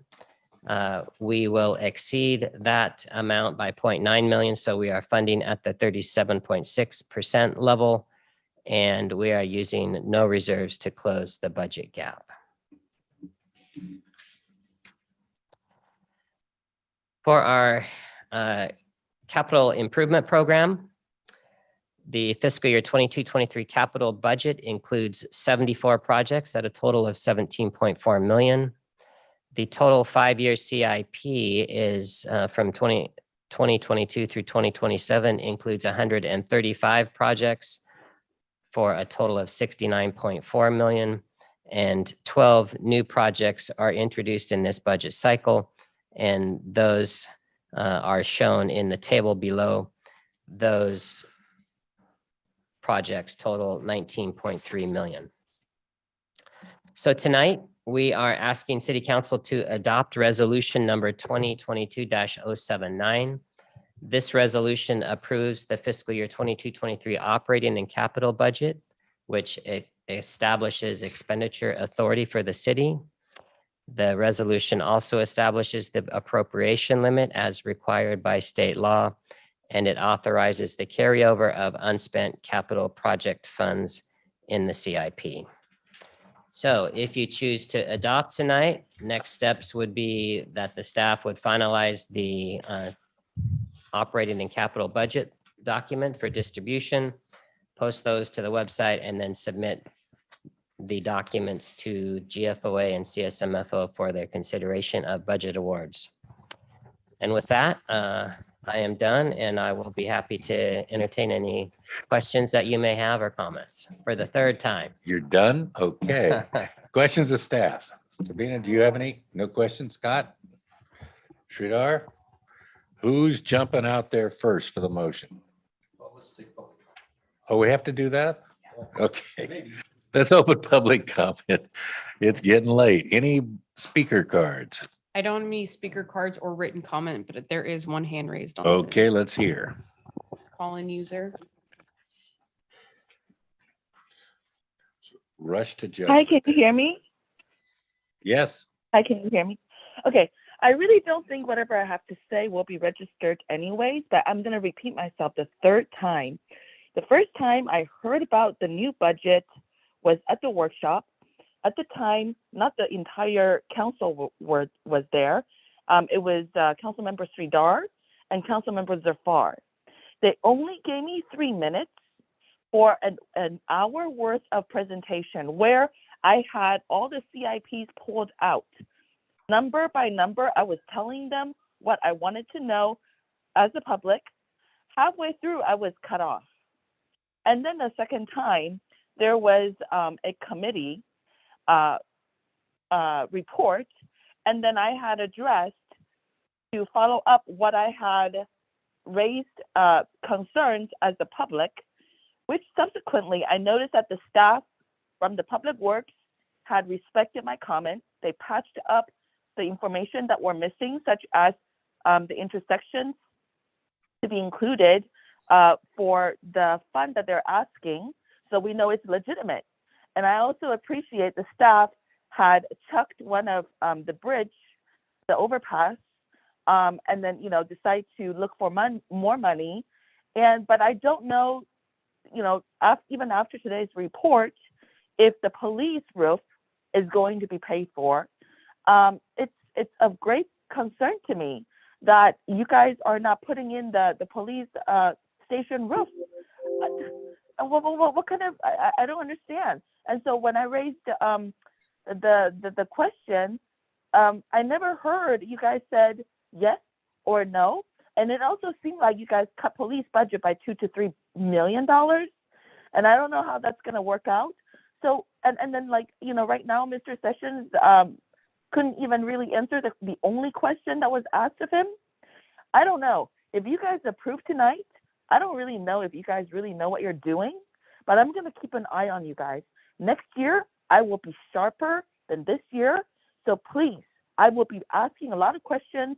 And Councilmember Sridhar, if you're still on the Finance Committee, I demand more time. If you have an hour of workshop, I deserve at least 5 to 10 minutes. I was sitting there working my butt off, taking down all the numbers. I deserve to be heard. Thank you. Okay, any other people wishing to speak? Seeing none, public comments closed. And it is before the council.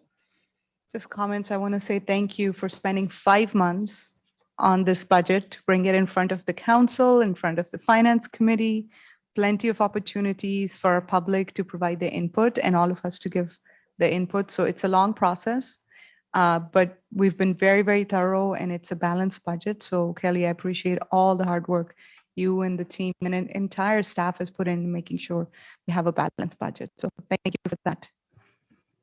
I'd echo that. Anyone else? I just thank Joe and the whole staff. You've done it again. I've been here for 19 years and you've been here for 20 something. Bunch. Yeah. And year after year, the staff just does a fabulous job. And we are so appreciative of making it happen. It used to be, I would look at the newspapers going forward and you would read about this city and that city would be down to the 28th of June, and they're having a special meeting on the 29th of June and then on the 30th. And some of them wouldn't even have a budget done by the 1st of July. And without exception, and I know Candace has been here long enough, we've been done before the end of May. Yep. And I know that, the staff, a lot of the staff are still here, and I know it's got to be a relief to you to see that the city staff works and the city council works. And we get a budget done by the end of May. And it's just that much easier. And I get to give snarky comments to my other friends and councils. Sridhar. As definitely go with the fellow council members as definitely fantastic job. Thanks for coming out creatively, how we could fill those gaps and make sure that we are still at our compliance of 36% reserve funds. It's been pretty challenging last couple of years, right? So hopefully next year we'll catch up with this whole retail tax and TOT, and then we'll be much more robust and much more stronger. So, but once again, putting together all your brains and making sure with all the creative ideas how you could able to pull this is amazing. Oh, so thank you very much. We are definitely proud of our staff. Yeah, I think Scott brings up a good point. I mean, he was actually pretty kind. That's one of the reasons why he probably ran for office. It wasn't always this easy. I mean, there were some times where it didn't just all fall in line. And this is not an easy job, much the same as what we're telling Paige Meyer tonight. You do not have an enviable job, but year after year, it just makes us look like geniuses. And we're the smartest people around. Look at that. All we got to do is prove this resolution. So who wants to make the motion? The finance committee chair. All right, who's second? Almost like a video game.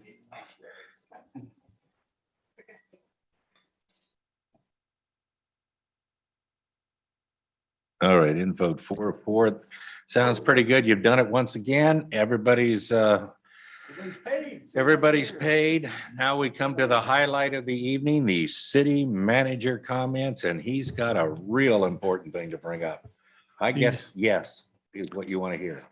That's what I'm hoping to hear. We just a discussion of whether you would like to cancel the August 23rd meeting. As you know, we routinely cancel meeting in August and putting together the best estimate of the least impact. That would be the August 23rd meeting.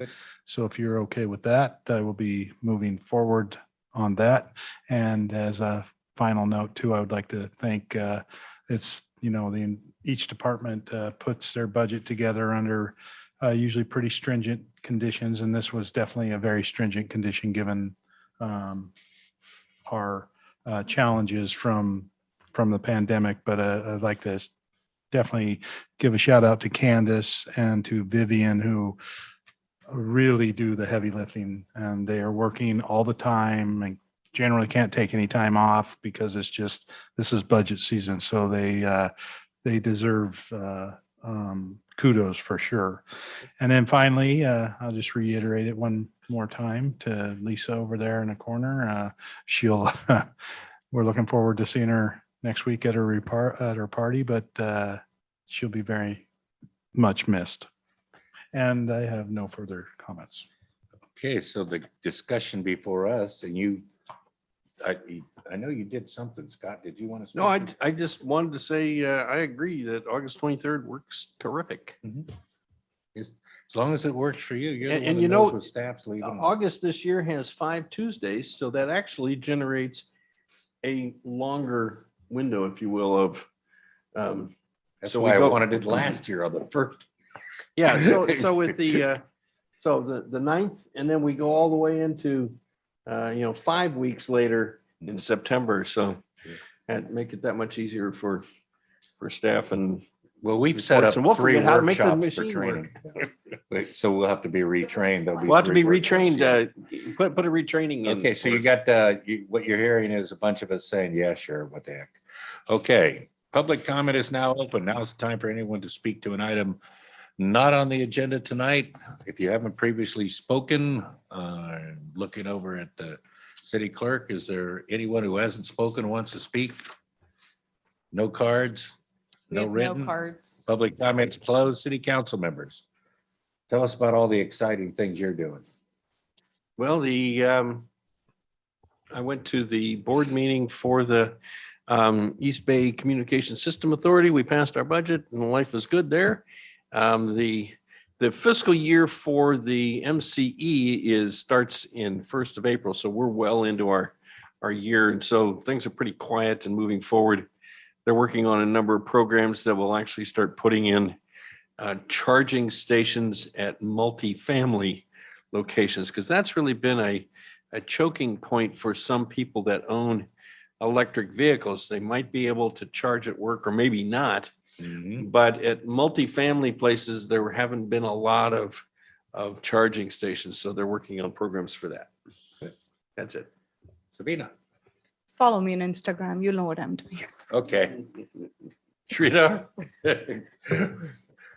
So, first of all, I want to thank our Parks and Community Services Department for all your help and support in making Maya Bazaar event a successful event.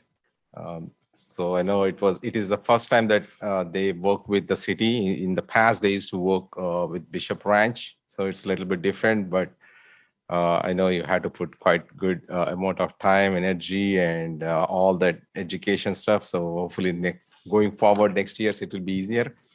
But the event was very successful. It was well attended.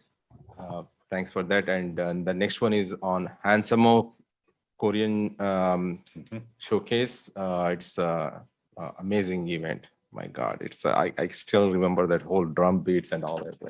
It's fantastic event that I had a chance to attend. And third thing is I found out we have a San Ramon motorcycle club. So I had an opportunity to get together, had some fun with my new ride. So that's pretty much on the community side. Yeah. Okay, I'll show some brevity also. San Ramon is one of only 2 cities in California that was recognized as the most livable small city in America. Small, medium, large, sort of in 65 to 100,000 people. We also went, Sabina and I were at the Memorial Park. We did a swearing in for some of our students who are going into the service, as well as recognizing some students who are going to the different academies. And it didn't completely, but it kind of broke down to bragging rights for who was what. It's a good thing both you and Mark weren't there, but there was a representative there, a lieutenant colonel. And I'm sorry, but I just was not putting up with this, whose football team was what. And when everybody knows it's the Air Force Academy, that's number 1. And also I would agree with Sridhar, Hansamo never ceases to amaze me. It's always a great production that they put on. And what they did to recognize the armed service was just second to none. I was very proud of them. Anyway, that's it for my remarks tonight. And unless somebody else has something for the good of the order, go ahead, Sabina. Well, we do have the Art and Wind Festival and the Memorial Day event and all the fun stuff that's happening in San Ramon. So that's the next report. Okay. That's come and see. Sunday, Monday. Yeah, and flag raising, I think Friday too. Is it Friday? Yeah, we also have flag raising on Friday. When it's like, you mean Pride flag? Yeah. Wednesday. Wednesday? Oh, the Okay, first, we yeah. better get through There's so policy. much happening. There's a Police Citizens Academy graduation. That I think Kathy's. Okay. Donut sale at the 5 Fire p.m. Academy. Yeah, the Police Okay. Academy, the Fire Academy graduation. Before I get in the trouble, soccer we are kickoff. adjourned to the next regularly scheduled council meeting, which will be held June 14th. And I know for sure that Paige won't be listening to that.